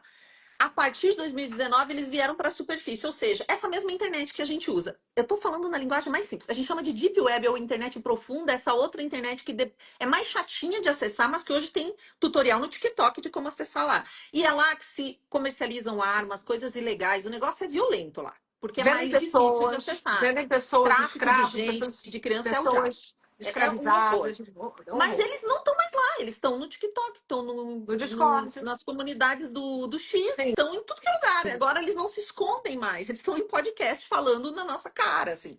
E é essa mudança que ela está falando que Isso. aconteceu. E o Discord, ao contrário do que alguém falou ali, o Discord ele é um aplicativo como um Instagram. Você pode baixar agora e começar a conversar com as pessoas. É. E lá dentro existem comunidades que não é monitoradas, como é que a gente Não fala? Não tem tem moderação ativa de moderação, conteúdo. não são moderadas por humanos. E eu já entrevistei duas mães aqui, Vanessa, que os filhos morreram por suicídio em desafios. Um no Discord com 14 anos e uma menina de 15 no Rabu, que são aplicativos simples que qualquer um instala, mas que tem esse tipo de comunidade. Ele nem gostava de jogar, ele desenhava. E eu digo que ele foi morto por suicídio, né? Porque ele não sabia que ia morrer. Todos os vídeos que mostraram para ele, a pessoa fazia aquele desafio de asfixia e não morria. Então ele não Ele não acreditava que ele ia morrer. queria morrer, Ele não não queria tirar a própria queria vida. morrer. Foi um adulto É. que o induziu, mostrou como. Então a gente está falando, o que a juíza está explicando que é super importante eles pararam de se esconder e começaram a usar esses E é aplicativos muito mais normais. acessível. E aí eu acho que uma coisa que eu quero pegar o gancho do que você falou, porque essa mãe desse menino que fez a live com você, desse menino que morreu, que ela tem até um perfil no Instagram falando sobre isso, alertando as famílias, ela entrou em contato, ela fez um comentário em algum momento. Eu tenho um vídeo que eu fiz dizendo por que não é invasão de privacidade olhar o celular do filho e ler conversa de WhatsApp. E aí ela fez esse comentário. Ela falou assim: eu queria ter te conhecido antes, porque se eu tivesse olhado o celular do meu filho, ele estava vivo. Então, assim, fiquem com. Eu acho assim, quero deixar essa, porque já acho que não sei se foi. Agora, nesse vídeo que eu fiz agora, que eu acabei de fazer ontem, sobre sextorção, teve uma mulher que foi comentar. Então, por causa disso, vai invadir privacidade? Então, olha só, vamos lá, gente. Não é invasão de privacidade. Precisa olhar. Precisa olhar, precisa saber o que está acontecendo. Igual ficar escutando conversa atrás da porta. Não, não é. Porque a internet não é o quarto do seu filho fechado. A internet é a rua. Se você chega para encontrar seu filho numa praça ou no shopping, vê ele conversando com uma pessoa estranha, mal encarada, com uma aparência esquisita, você não vai perguntar para o seu filho com quem ele estava conversando, quem é aquela pessoa que ele estava conversando, porque isso é invasão de privacidade. Você vê seu filho de 13 anos, de 14 anos, de 15 anos, conversando com um cara super mal encarado no shopping, ou na pracinha, ou na rua. Ou nem Lá precisa ser no mal encarado, alguém que bate-papo. você nunca No viu. bate-papo, uma pessoa estranha, uma pessoa que não é da idade dele, mais velha. Você não vai perguntar quem é aquela pessoa. Não existe isso, assim. Parem de achar que a internet é um lugar privado, um lugar particular. Não é, a internet é pública. A internet, tudo é monitorado que a gente faz. E aí, eu acho que assim, essa dor dessa família que fala assim, cara, se eu tivesse monitorado, se eu tivesse estado atenta, meu filho podia não ter morrido. Eu acho que isso assim a gente tem que escutar. A gente precisa escutar isso, assim. Eu acho que é muito importante.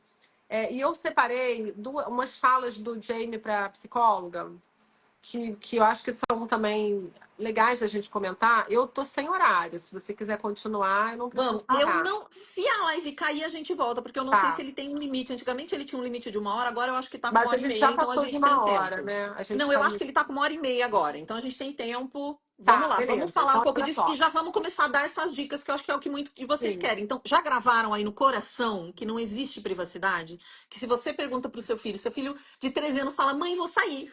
Tá, com quem, onde, que hora você volta? Você não vai deixar ele simplesmente exatamente. ir. E E se outra ele falar coisa, assim, não, olha, mãe, você tá sendo muito invasiva, tá invadindo minha privacidade. Não tem que te dizer com quem eu vou, onde eu vou. e acho que Você tem vai essa falar, oi, você confusão vai rir que se o ele fala pai isso, né? fala na série também de achar que o quarto é um local íntimo, não só que o quarto é um local de privacidade, como era pra gente na década de 80, 90, a gente ia pro quarto para ficar um pouco sozinho, Ou ouvir pra uma música. fofocar com a Não é amiga, isso. né? Não é isso. Eu até vou botar depois o livro do professor Hugo, que ele entrevistou mais de 3.000 adolescentes brasileiros do porquê que eles ficam dentro do quarto, e é desesperador o livro, chama-se A Geração do Quarto. Recomendo para todo mundo. Vai lá, conta aí então as coisas da psicóloga que você anotou? Na conversa com a psicóloga, quando ele começa a contar aquela história, né? Que a menina manda nudes para um menino que ela gosta e ele vai e expõe. Ela manda uma foto, acho que do peito dela, e ele expõe isso para a turma inteira, para a escola inteira. Cara, vocês não têm ideia do quanto isso acontece. Da quantidade de meninas que eu tenho que foram vítimas desse tipo de crime, de divulgação de imagens de nudez, ou até de pornografia de vingança. E assim, estão com a vida destruída. Eu tenho uma garota de 16 anos que ela tinha um namorado, eles tinham relações, os dois de 16 anos. Eles filmavam de vez em quando as relações deles, faziam vídeos para eles mesmos, vídeos caseiros. Só que quando eles terminaram, ele pegou, ela terminou com ele, ele divulgou os vídeos. Ele vendeu os vídeos, foram parar no site de pornografia. E aí ela parou de estudar, porque o bairro inteiro viu, a escola inteira viu, os professores viram. Ela falou, não consigo voltar para a escola, porque todo mundo me viu pagando boquete para ele, é o que ela fala. E eu não consigo olhar no olho das pessoas e lembrar que eles me viram nessa situação, tá? Então isso acontece muito. Aí, e é uma violência de gênero, né? A gente precisa nomear que isso, assim, tem um componente da violência de gênero quando os meninos fazem isso. Por quê? Porque nunca é o menino que é exposto, né? Quando tem troca de nudes, ninguém expõe o garoto. É sempre a E se menina que é expor, exposta. ele vai ser o gostosão, né? Se Exatamente. expor, Vai ser o ele vai ser pegador, né? elogiado. E no máximo, assim, vão dar uma risada e tal, vão falar, sei lá, seu pinto é pequeno, alguma coisa assim, mas acabou. Ele não é excluído, ele não se torna um pária porque ele fez isso. As meninas se tornam párias, elas são excluídas até pelas outras meninas, elas são julgadas assim. Eu me lembro que teve um caso assim, que a menina foi exposta, e aí o garoto falou assim, não, o menino mandou a foto que ela mandou pra ele, pra dois amigos, pra tirar uma onda, e esses amigos mandaram pra geral. E aí, esse menino que mandou pra geral, que era o amigo do garoto que recebeu a foto, eu perguntei, mas por que você fez isso? Ele falou assim, pra todo mundo saber que tipo de mulher ela é. A menina tinha 13 anos. Eu perguntei, e que tipo de mulher ela é? Esse tipo de mulher, não é pra namorar. Então, a gente tá em 2024 ainda ouvindo que tem mulher pra namorar e mulher que não é pra namorar, mulher que é pra casar, mulher que não é pra casar, da boca de adolescentes, dos nossos filhos, de meninos que são filhos da gente, de mulheres da nossa E na geração, série mulheres ele feministas, fala exatamente mulheres isso, né? emancipadas, né? Ele fala E aí exatamente o isso. que eu achei importante, assim, que eu anotei aqui, ele fala o tempo todo que ele se acha feio, né? Ele fala pra psicóloga, você é bonita, você é aí toda tchan, e eu sou feio. Ele não é popular, e os amigos dele também sofrem bullying, Uhum, e ele uhum. usa o Instagram para parecer feliz. Né? Ele posta no Instagram uma vida feliz. Ela fala, por que você podia usar o Instagram só para olhar a foto dos outros? Mas por que você posta, né? Você posta aqui um monte de foto assim com os amigos, para parecer que você está saindo, que você está se divertindo. Então, isso aqui eu acho que são três elementos sintomáticos. Por que é importante a gente olhar o Instagram dos filhos? Para você ver se seu filho não está postando uma vida que não é a dele. Né? E se ele está postando essa vida que não é real, eu já vi isso acontecer. A menina tá em casa chorando no sábado que ninguém chamou pra sair e ela posta lá um story toda arrumada, maquiada, fingindo que tá indo pra um date.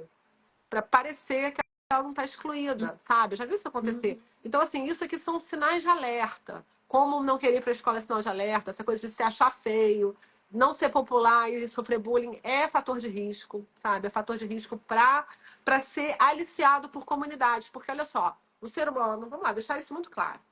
Qual a raiz da violência? Necessidades não atendidas. Qual a básica necessidade do ser humano? E na adolescência é uma necessidade essencial à sobrevivência. O ser humano precisa pertencer, ele precisa se sentir importante, ele precisa de vínculos de afeto. Tá? A necessidade de pertencimento, ela existe desde que a gente nasce até a hora que a gente morre. Tanto que a gente vê, por exemplo, idosos que moram em comunidade de idosos, que tem um grupo de amigos, eles vivem, têm menos tendência ao Alzheimer, vivem melhor, adoecem menos do que idosos que vivem isolados, sem amigos. Só que na adolescência, a necessidade de pertencimento ela se torna fundamental. É tão importante quanto comer e dormir para a sobrevivência, para a saúde mental.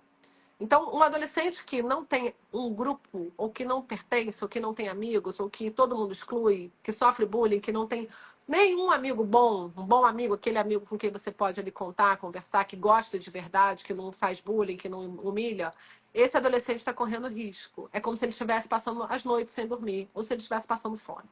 Então, a gente tem que olhar para o adolescente com esse olhar. Isso é muito fundamental. E eles estão passando por isso. Aí, o que acontece? Ele vai para um lugar virtual sem a supervisão de um adulto. Internet. E lá ele encontra o que ele estava buscando desde sempre, ele encontra o pertencimento. Por que o Discord se tornou esse palco perfeito para os criminosos? Por duas razões, na minha opinião. Uma é essa que você já falou, que não tem moderação de conteúdo, então não tem regra, tudo vale. Pensa na pior atrocidade do mundo, que a gente não pode nem falar aqui, porque senão a live vai ser derrubada. Tem lá. O que você quiser. Pessoas sendo mortas ao vivo, bebês sendo estuprados ao vivo. Tem lá. A pior atrocidade. Então, pode fazer o que quiser, que lá não é bloqueado. Mas tem uma outra questão.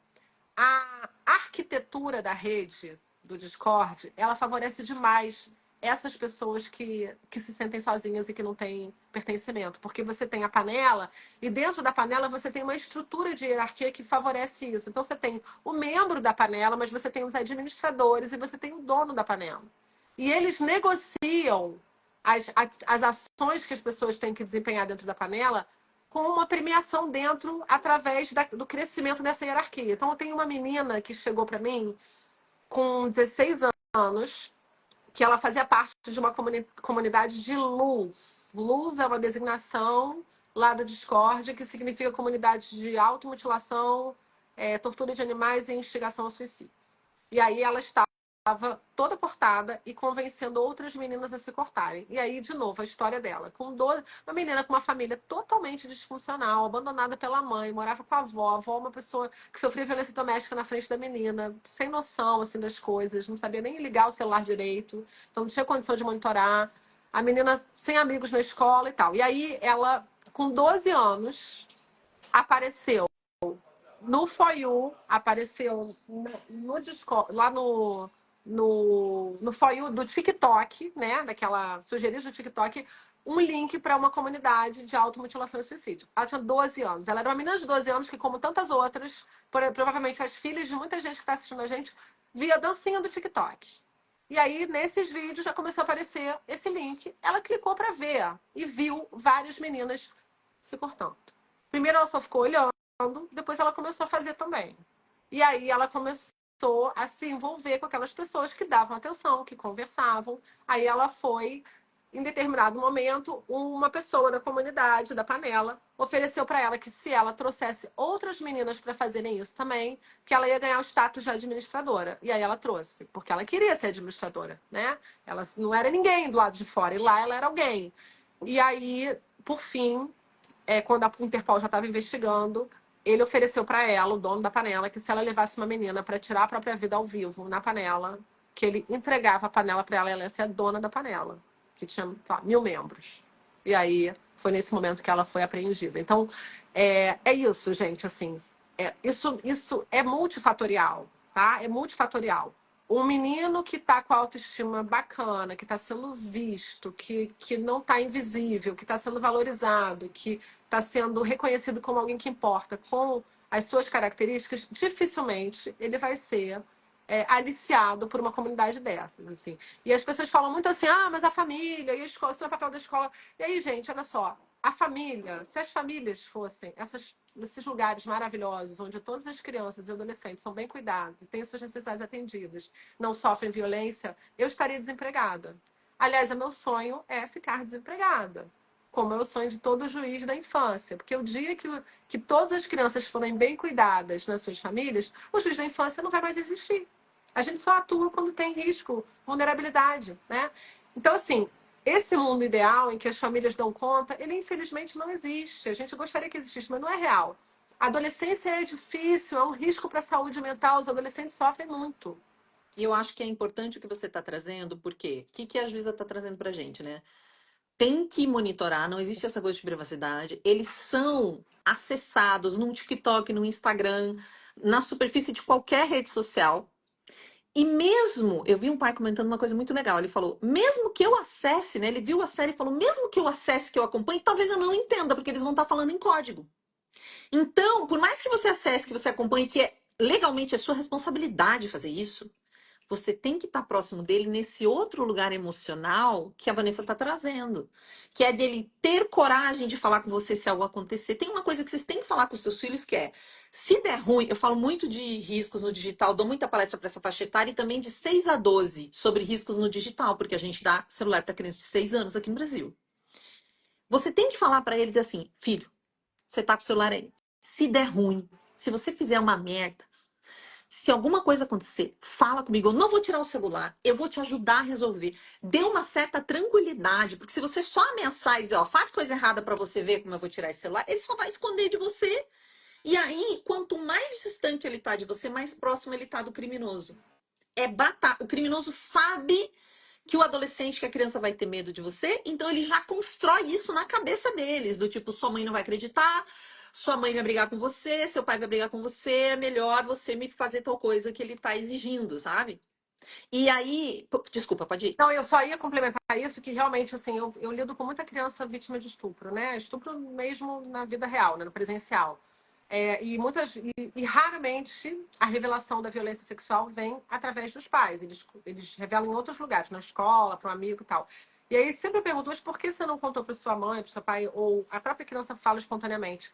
Porque eu achei que minha mãe ia me bater, porque eu achei que meus pais iam me botar de castigo.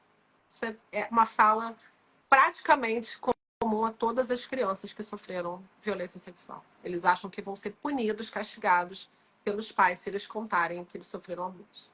E são.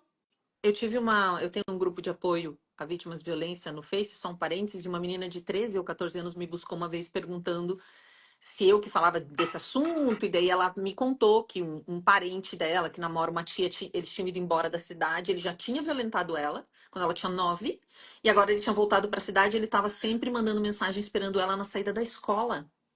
E se aquilo era violência e tal. E aí eu fui conversando com ela para ver se ela não podia falar com uma professora, com alguém, até que ela contou para a mãe. Ela contou para a mãe proibiu ela de entrar nas redes, como punição, sendo que ela Sim, foi ela foi falar. buscar uma ajuda. Eu entendo que é o jeito que a mãe conseguiu reagir naquele momento, mas eles conhecem vocês, do jeito que vocês conhecem eles, então tem que ter essa atenção. E outra coisa, eu vou fazer um vídeo para vocês, porque uma colega minha psicóloga, Cecília Dassi, ela postou uns stories, ela tava ouvindo tudo, todas essas coisas, viu a série, e ela falou assim: mas eu acho que é um exagero. Duvido que a pessoa. Será mesmo? Será mesmo? Ela falou: será mesmo que um perfil no TikTok de adolescente vai receber esse tipo de coisa? Porque eu nunca vejo ninguém falar nada. Isso é muito comum. A pessoa fala: mas eu tenho TikTok, não dá nada. Só vejo umas coisas de reforma de casa.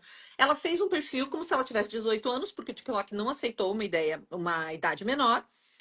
E aí ela curtiu coisas assim, tipo fitness, coisas que ela considera mais de garotos do que de garotas. Carros, né? Eu vi. Foi maravilhoso. Assim, foi impressionante, maravilhoso esse story. Gente. Cada coisa que ela viu. Aí ela ficou. Ela falou, gente, eu sou a menos alarmista, sou a mais. Ela é bem assim, né? Ai, tudo é fofo. Ela ficou chocada com as coisas que ela recebeu. Ela recebeu rapidamente um conteúdo misógino, mostrando botijão de gás, falando que é narguilé de mulher, mostrando umas coisas, falando capacete de mulher. Tudo degradante em relação à mulher. E ela não acreditava, assim. Ela falou, vou fazer um teste aqui, vou mostrar pra vocês. Eu pedi pra ela, ela falou que eu podia usar, vou fazer um vídeo pra vocês mostrando. Então, está ali na superfície. Tá muito, muito. E ou a gente começa a questionar até isso, amigas minhas, grupo dos filhos de 9 anos, tem grupo de WhatsApp da sala, figurinhas misóginas, figurinhas Total. racistas, Muitas, muitas. figurinha E tem é adolescente misoginia. respondendo por isso, tá? Eu tenho um caso de adolescente respondendo por causa de figurinha racista e homofóbica. Ah, Misógina não chegou porque as mulheres ainda não veem misoginia como crime. É crime, tá, gente? Podem levar pra polícia se for o caso. Até porque a gente, quando chega na vara da infância, a gente consegue fazer uma intervenção educativa, né? Eu tenho na minha vara há muitos anos já um grupo reflexivo de gênero para meninos. Que a gente trabalha isso, trabalha misoginia, trabalha violência de gênero, masculinidade tóxica. Então, assim, a gente tem recursos educacionais, socioeducativos para usar na vara, né? então lembre, alguém falou que o Movimento Desconecta, que é um pessoal muito legal, sigam eles, porque eles falam desse adiamento da entrega do celular e de redes sociais. É um movimento mundial e aqui no Brasil é representado pelo Movimento Desconecta. Sou uma embaixadora lá também. Tá falando assim, para eles isso não aparece. Exato. Não é porque para você o contato com as redes sociais é positivo, você vê coisas legais, você aprende uma coisa que para os adolescentes, especialmente para as crianças, ele é positivo. É. Vamos para recados finais. Tem uma coisa que eu fiz questão, Vanessa, que me chamou a atenção, a relação do pai com ele na série, né? Eu acho que a cena final, assim, só não chora quem não tem coração. Que é um negócio, assim, avassalador. Assim. Tudo bem que você tá acostumada, vai dizer, você não deu uma choradinha, Vanessa? Não saiu uma Eu não sou de lagriminha? chorar, mas eu fiquei muito sensibilizada com a dor dos pais de dizer assim, poxa, será que a gente fez tudo? E a mãe fala, não, eu É. acho que a gente podia ter feito mais, sabe? Eu acho que isso me pegou. Ah, eu me pegou muito ali o pai Essa no culpa final. de. Eu fiquei vendo ali aqueles pais, eu lembrei do pai da menina que foi obrigada a fazer sexo com animais no Discord, a menina de 13 anos. E a dor dele, quanto ele chorava na audiência, porque ele não protegeu a filha dele. E podia ter protegido, porque foi dentro de casa, né? E isso me pega muito, assim, sabe? Principalmente dos homens. Os homens se sentem. Engraçado, né? Assim, os homens, os pais, principalmente pai de menina, mas de menino também, o pai se sente muito culpado de não ter usado, não ter desempenhado esse papel do protetor, né? Eu acho que Muito vale. triste. Tem uma coisa que eu anotei, aí é que você falou, a gente já começa a imaginar, né, gente? As pessoas imagéticas já sofrem mais. Eu me chamou a atenção essa questão do pai, e eu até fiz vários stories convocando muitos amigos que falam nas redes para falarem do filme, porque eu acho que os homens têm que vir para essa discussão, que a maioria das mulheres que me segue, e eu posso fazer um chute de que segue o Protocolo Eu Te Vejo, que é a sua página, 80% é são tudo mulheres. mulher. As mulheres estão preocupadas com isso. Eu preciso que os homens venham se preocupar com isso, né? Mas ele chama pelo pai o personagem até o momento que é mostrado o vídeo onde ele cometeu o ato. Gente, quem tem medo de ver. Eu tava com um pouco de medo de ver a série porque eu não gosto de ver cena violenta. Não parece, né, pelos conteúdos que eu faço aqui, mas eu não gosto. E é muito legal porque a série não mostra, não vai mostrar ninguém sendo esfaqueada, apesar dos alunos terem visto, porque tem um que fala, eu vi as cenas dela, eu vi as fotos dela. Eles conversam entre eles, mas a gente não vê, é super de longe, é só a gente, eles não mostram uma cena, eles não fazem essa espetacularização da violência num sentido Sim. explícito. Não existe isso na série, então pode ir tranquilo. Mas até o momento em que o pai vê o vídeo e tem certeza, ele chama 8 vezes pelo pai. Do momento que a polícia entra na casa. E depois desse momento, mais 6 vezes, só ali nesses 15 minutos iniciais da série. Então ele chama por esse pai, por esse pai. E aí aqui interpretações viajonas, vozes da minha cabeça, tá, gente? Tem coisas que a gente vê na série, que muita gente comentou, mas nas vozes da minha cabeça, ele tá implorando por uma referência. É quase como se... Dá até para fazer uma análise mais religiosa, né? Ele tá querendo um pai, tá pedindo um pai. E acaba com a cena do pai. Tipo, a hora que o pai olha para ele, ele não tá mais lá.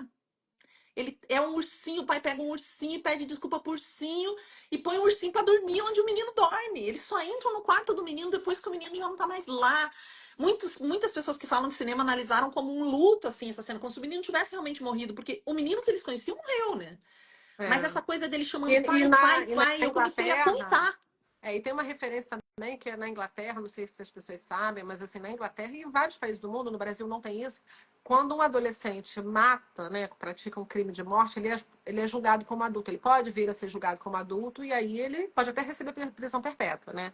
Então, assim, é uma morte mesmo, porque... E uma coisa que me impressionou, que a série dá a entender, que o pai não visitava ele, né? Que ele pergunta pra psicóloga e pro guarda, meu pai tá bem? Como é que meu pai tá? Fala pro meu pai que eu mandei um beijo. Aqui no Brasil tem visita semanal. Não existe adolescente ficar privado da liberdade sem contato com a família. Mas a série dá a entender que ele não tem nenhum contato com a família quando ele tá lá na Dá a unidade entender de que é só por detenção. Só telefone. por E telefone, também lá né? é facada, porque lá as armas são muito restritas. Aqui no Brasil, a maioria dos ataques é com arma, porque a gente tem uma liberação de arma, que é uma festa. Lá não tem, por isso que são ataques de faca. E eu até queria comentar que, para quem. O filme, gente, um dos roteiristas do filme é o ator que faz o pai. Sim.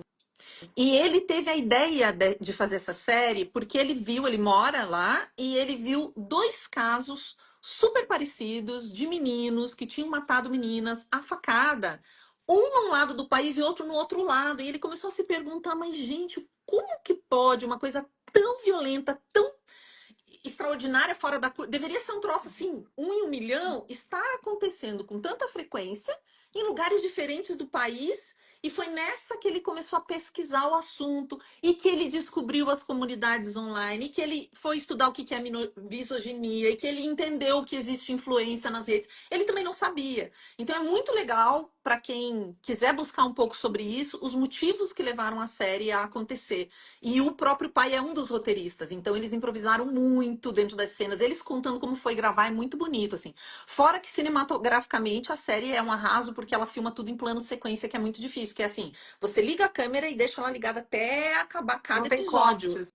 Não tem Tiveram cortes, é que ensaiar impressionante. muito, mas o objetivo dele foi tentar entender. Por isso que a série, para mim, é muito boa em não dar resposta. Então, para quem adora um final Desfecho. fechado, vai É. sofrer, vai odiar. Porque ele não dá uma resposta porque não tem, né? Nós não temos essa resposta. Ó, nós estamos 1h30 quase falando aqui, não tem, É. né? E tem uma coisa que muita gente perguntou, se pode ver com os filhos, né? Ah, eu vejo com o meu adolescente essa série. Você recebeu essa pergunta várias vezes, né? Eu também. Olha só, gente, vê a classificação etária e pode ver com o filho, mas eu não acho que essa série é a melhor série para ver com o filho. Eu acho que ela é um recado muito para os pais. Acho que os adolescentes não vão entender a profundidade do que está acontecendo. Até indico um filme que é muito legal ver com o filho, que é o filme Confiar. Você já viu esse filme, Não Sheila? vi. Mas vou anotar aqui. É um filme antiguinho, que é assim, a história de uma família. Cara, vê esse filme, depois a gente faz uma live sobre esse filme, a gente indica e faz a live. Uma história de uma família comum, assim, o ator que faz o pai até aquele Clive Owen. Aí uma menina de 13 anos começa a falar com um cara que é um outro adolescente que ela conhece no Facebook, na época ainda é Facebook. E aí marca um encontro no shopping e tal. Aí quando chega lá não é um adolescente, é um homem adulto e tal. E aí assim, não vou contar tudo para não dar spoiler, mas é uma série que é essa para ver com o filho. Inclusive, antes de pegar e dar o primeiro celular, fala assim: tá, você quer celular? Então vamos sentar aqui, vamos assistir esse filme juntos e vamos conversar sobre eles, porque é uma coisa assim bem mostra para criança, para adolescente, não para criança, os perigos, né? Ai, já vou atrás, vou colocar também na listinha, na legenda. Ah, E tem um que eu gosto na Netflix que chama-se Audrey e Daisy, esse que eu é não a conheço. história de duas meninas. Uma delas tem vídeos vazados, né, imagens vazadas, e ela tira a própria vida. E a outra é uma outra menina que sofre a mesma coisa, mas que está viva e começa a fazer. Então a gente vê como isso impacta a vida delas e como tá mudando. Bom, tem vários, né? Ai, gente, tem muitos filmes sobre isso, mas acho que Audrey e Daisy é bem didático para adolescentes. Eu assistiria tranquilamente com adolescentes. Esse filme é a partir de 12 anos, a série Adolescência que a gente está conversando. Então eles podem ver, mas eu também acho que ela é uma série para os adultos. Assim, ela é feita para nós mais velho olhar, até pelo ritmo Tanto dela. que a classificação etária é relativamente baixa, porque ela não tem violência explícita. Mas porque não é uma série violenta, ela é sobre essa violência que está aí nas redes e que a gente não percebe, e a invisibilidade dos adolescentes, a omissão dos pais. Assim, eu acho que tem a cena também que a mãe fala assim, que a gente poderia ter feito alguma coisa assim. Aí ela fala assim, às vezes eu acordava de madrugada e via que ele ainda estava no computador. E assim, isso aqui, gente, olha só, é sinal vermelho. Seu filho está no computador, no celular de madrugada, é sinal vermelho. Nem que seja porque ele está privado do sono, entendeu? Então, assim, telefone, celular, computador tem que estar bloqueado durante a noite, não pode acessar. Se precisar, você desliga o cabo da internet da sua casa, qualquer coisa, assim, mas não dá para eles ficarem durante a madrugada usando a internet e você nem saber o que está acontecendo. Eu acho que para a gente encerrar, eu vou te fazer 3 perguntas que foram mandadas como perguntonas aqui, num negócio especial aqui, que é a interrogação, vem uma perguntona, assim. Vou te fazer essa perguntona. A professora Teixeira. Ai, gente, como é umas siglas aqui, uma professora. Ela pergunta o seguinte: tem mães que pensam que os adolescentes não deveriam dialogar e assistir essa série ou séries como essas por medo deles quererem copiar e agir da mesma forma. O que a senhora tem a comentar sobre essa fala de algumas mães, né? De que ver esse tipo de série ou tipo de conteúdo pode influenciá-los a fazer isso, Olha na sua opinião? só, com certeza esses filhos dessas mães que estão preocupadas com isso estão vendo conteúdos muito piores na internet, nas redes. Eles estão tendo acesso a coisas que vocês nem imaginam. Assim, nada do que eles estão tendo acesso no Instagram, no TikTok, no Discord, nos grupos de WhatsApp, Telegram, é menos impactante do que a série. Acho isso uma fala bem divorciada da realidade. Mães que não sabem o que os filhos estão consumindo. Não sei se o Shirley concorda. Concordo. Concordo muito, até porque eu converso muito com adolescentes e às vezes, o que eu falo assim? Às vezes santo de casa não faz milagre, né, gente? Às vezes você fala, tem mães que me chamam, né, para as escolas onde elas estão para eu dar palestra, porque não é que elas não falem, elas falam, mas elas sabem que se vier alguém de fora. E é verdade, sabe? A gente consegue, também como nós não somos da instituição, a gente tem outros elementos, né? Então, se eu vou, se a Vanessa vai, outras especialistas, né, que falam desse assunto chegam na escola, é um outro impacto Impacto, assim. né?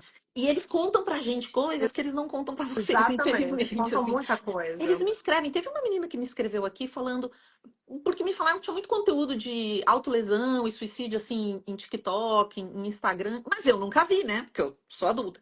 Aí uma adolescente que me segue falou: "Ah, eu recebo, olha aqui esses vídeos". Gente, ela me mandou uma sequência de vídeos que é muito. Eu comentei o caso de uma menina que eles conseguiram processar o TikTok fora do Brasil, eles processam muito, né? Individualmente as redes, porque eles provaram que a menina tirou a própria vida depois de receber continuamente conteúdos no próprio TikTok induzindo a isso, que ela não tinha nenhuma questão psicológica antes de ter acesso. E não é que eles gostam e por isso têm acesso, e ela já tinha uma tendência. Por curiosidade, eles veem isso, porque é algo muito diferente. E aí o algoritmo entende pelo tempo que ele passou vendo que ele gostou e começa a oferecer mais, entende? Os adolescentes não veem pornografia porque eles procuram, geralmente. Aparece para eles, eles ficam olhando, o algoritmo entende que eles gostaram e começa a oferecer.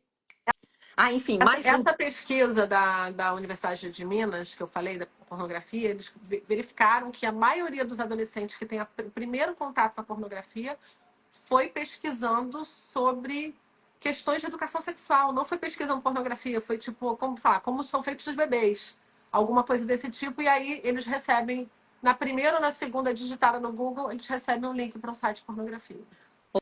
Ou na digitada no TikTok, É. né?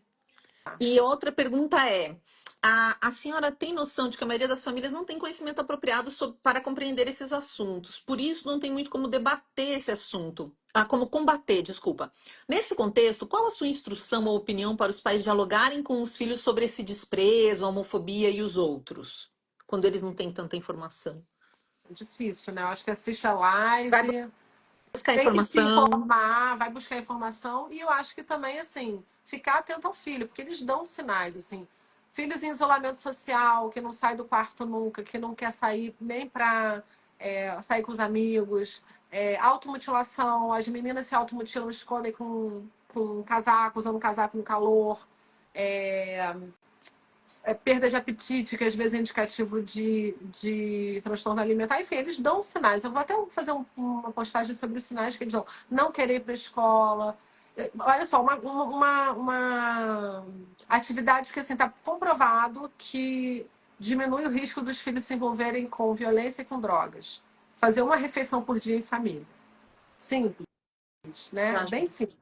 É uma refeição por dia em família, ou café da manhã, ou almoço, ou jantar, a que for viável.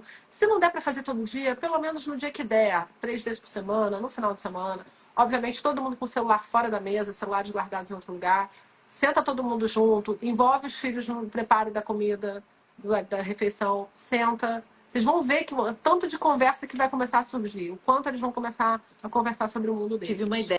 ideia aqui que eu acho bacana também, por mais que você não saiba, às vezes, nem a palavra misoginia que a gente explicou aqui durante a live vai ficar gravada. Eu até vou pedir uma gentileza para todo mundo que está assistindo, quando eu publicar, que vocês voltem e comentem alguma coisa, porque isso faz ela ser entregue para mais pessoas, porque todos os comentários de vocês, infelizmente, não ficam gravados, só os que a gente foi vendo passar por aqui. Mas vocês podem fazer perguntas, a gente volta a responder. A minha dica é: seja exemplo. Se a gente está falando sobre. Você consegue ser um exemplo de respeito e consegue ver como ele respeita a pessoa que está entregando um papel na rua. Como ele respeita uma pessoa no restaurante, o cobrador do ônibus. Como ele se refere a irmão, a mulheres da família ou mesmo a uma colega. Como você se refere na frente dele aos outros membros da família. Porque até o bullying também tem muita comprovação de que o bullying familiar induz ao bullying. Já fiz um vídeo bom aqui sobre bullying familiar, vou botar nos stories para vocês. O pai faz bullying com a mãe faz bullying com o filho, um filho faz bullying com o outro. E aí ele reproduz na escola. Porque quando a gente está falando de criança, a gente é adolescente, os dois estão em sofrimento. Não tem como você dizer assim, o que pratica o bullying é o agressor, o outro é a vítima. Tá, mas se eu tenho uma menina de 10 anos, que a família foi condenada de cyberbullying, de uma menina de 10 anos, a primeira condenação oficial por cyberbullying, desde a lei em 2024, essa menina também está em sofrimento. Não é possível que isso seja uma coisa comum, entendem? Então, tem toda uma estrutura ali dando suporte que tem a ver com a nossa postura. Então, seja uma pessoa antirracista, demonstre isso com frequência. Seja uma pessoa que apoia a comunidade LGBTQIAPN+, que apoia as mulheres, que dá força para que elas sigam suas carreiras, para que elas tenham projetos de vida, sabe? Vá na contramão desse discurso de ódio. Vá por um discurso de amor, de E paz e de cooperação. essa coisa do exemplo, né? Assim, igual quando a gente fala do celular, que fala assim, mas os adultos têm que dar o exemplo. Não adianta querer que a criança não use a tela o tempo todo se o adulto está o tempo todo com o celular na mão. A mesma coisa é misoginia. Piadinhas e falas misóginas do tipo, lugar de mulher na cozinha, mulher no volante perigo constante, mulher tudo maluca, deve estar na TPM. São frases misóginas. Se o seu filho escuta isso dentro de casa o tempo inteiro, ele já está com a porta aberta da misoginia dentro de casa. E aí, como os pais podem agir? O pai é referência de modelo masculino e a série mostra muito isso, né? Então, o pai tem que vigiar a boca, deve ter alguns homens assistindo a gente, vigiar o que fala, vigiar as atitudes, para não ser esse homem misógino. E a mãe, né, a mulher da vida do filho, porque a mãe é a mulher da vida do filho até que ele cresça, pontuar cada vez que ela for tratada de forma machista ou misógina dentro de casa, pontuar que isso não é inadmissível. Por exemplo, coloca seu marido e seus filhos meninos para tirarem a mesa depois da refeição e lavarem a louça. Né? Se você cozinhou, se você preparou comida, você fala assim, olha, aqui na minha casa, se eu cozinho, eu não lavo, né? Se eu lavo, não cozinho, se eu cozinho, eu não lavo. Tem até a brincadeira, né? Então, quem cozinhou, quem preparou a comida, não vai arrumar a cozinha. E não vão ser as filhas mulheres que vão ser responsáveis por isso, porque isso não é tarefa de mulher. Isso é tarefa de qualquer pessoa adulta, funcional, e os adolescentes já têm, né, autonomia enfim, já têm idade suficiente para contribuir para essas tarefas domésticas. Bota os homens para arrumar a cozinha depois da refeição. Isso é assim a gente combate a misoginia também, né? Incentivando meninas dizendo, elogiando as meninas na matemática, por exemplo, em vez de dizer que mulher não tem jeito para matemática, que os homens são melhores em exatas. São falas Aprender misóginas que a também gente não percebe. é não ter medo de corrigir o coleguinha e de ser corrigido, né? A gente que fala aqui na internet, eu já falo há muitos anos, a Vanessa está começando a falar agora, mas já está falando bastante, a gente é muito corrigida pelas pessoas, a gente aprende. Quando você fala publicamente sobre algo, alguém vai te corrigir. O máximo que pode acontecer é você corrigir. Então eu falo, pô, obrigada, realmente, amor. Poxa, comi bola, falei uma besteira. Obrigada, entendi. Reflete, sabe? Porque isso também é exemplo. O exemplo de falar uma coisa, pedir desculpas, corrigir. Tudo isso é muito importante. Para que, quando alguém diga um não, ele não saia desarvorado, com uma raiva maluca e simplesmente diga, cara, errei, é a vida, vou passar por isso. Né? Esse lidar com a frustração constante. É um monte de coisa. Vanessa, você. Eu adoro você. E eu acho que todo mundo Você adora sabe você. E que quem não é, adorava já adora, é né? recíproco, é Eu gosto recíproco, você sabe, Gosto né? muito Que é de você ter vindo também, aceitado esse convite, porque quando eu assisti, eu já mandei mensagem. Você está fazendo o roteiro para que as pessoas entendam que juízes são pessoas e que trabalham para o nosso bem. Por mais que, é claro, existam alguns exemplos que não são tão bons, tem exemplos muito bons. E ela é uma juíza. E que, se no Rio de Janeiro, né, um adolescente cometer algo, ele vai acabar chegando na frente dessa juíza. Veja só. Então a gente também não fica tão distante do sistema judiciário, isso aproxima a gente do ser humano juiz e da função. Então eu te agradeço um montão de pegar esse sábado à tarde para conversar com a gente. Obrigada, eu agradeço muito também, adorei, você sabe que você mora muito no meu coração. Sou sua fã, já te segui antes do teu perfil, né? Quando eu tinha só o meu particular. Eu acho que tem profissionais bons e maus em qualquer profissão. Os juízes bons, e principalmente os juízes da infância, são maravilhosos, é uma maioria. Mas, infelizmente, a gente não sabe da maioria. A gente sabe quando um profissional ruim de qualquer área faz uma besteira, né? Pisa na bola, isso a gente fica sabendo, a sociedade fica sabendo. E o bom trabalho muitas vezes não aparece. Então, que bom que eu tenho agora esse canal de divulgação de um trabalho importante que os juízes da infância fazem. E eu queria deixar Eu lembrei de um documentário, quando estava falando essa coisa da misoginia, de Tô como anotando combater. tudo para Esse botar na legenda documentário, depois. essa pessoa que perguntou aí, o que as famílias que não entendem muito podem fazer? Assistam esse documentário com todos os meninos, filhos meninos. Chama-se O Silêncio dos Homens.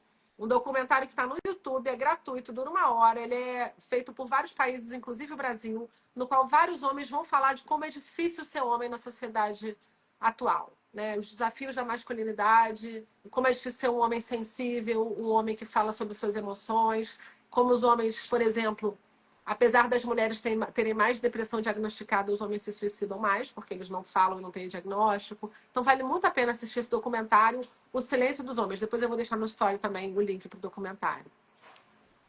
Perfeito, é genial esse documentário mesmo, genial. Muito. Eu lembrei, eu vou colocar uma listinha na legenda dessa live, gente, com todas as referências que a gente falou aqui. Se eu esquecer alguma, vocês me cobram depois. E sobre internet, essa navegação e os riscos, Childhood 2.0 é um filme que está no Maravilhoso. YouTube. Para mim, ainda é o melhor feito sobre esse tema, sobre como esses universos dos adultos e dos adolescentes e crianças que estão online, eles se chocam de vez em quando. E mais uma coisa, sigam o perfil da Vanessa, é o Protocolo Eu Te Vejo, e eu só vou descrever um pouquinho, porque eu fiz até, eu acho incrível, porque nas palestras dela ela fala uma coisa que me marcou muito, ela diz assim, que o adolescente, ele só é visto na hora que ele chega lá no sistema judiciário. Aí todo mundo olha para ele e fala, meu Deus, um infrator! Só que tudo que poderia ter acontecido antes, né? Tudo que ele poderia ter sido visto antes de chegar nesse momento, ninguém viu. Por isso que chama Protocolo Eu Te Vejo. Eu me emociono toda vez que você fala desse projeto. Então, gente, vamos olhar mais, olhar assim, de verdade, porque isso pode fazer uma diferença imensa na vida de alguém. E eu aprendi isso com você. E espero que vocês também tenham aprendido. E nos vemos na próxima. Eu vou fazer várias lives, hein? Nós falamos aqui da Carla do Investigação Criminal. Terça-feira ela está aqui comigo para falar e depois as meninas do SOS Educação, que a gente vai Ah, falar mais da perspectiva maravilhoso. da escola. Então Maravilhoso. vamos falar mais dessa série com mais gente incrível como você, Vanessa, para Estarei assistindo. aproveitar o assunto quente. Sim, obrigada, gente. Bom Até, sábado pessoal! todo. Beijo.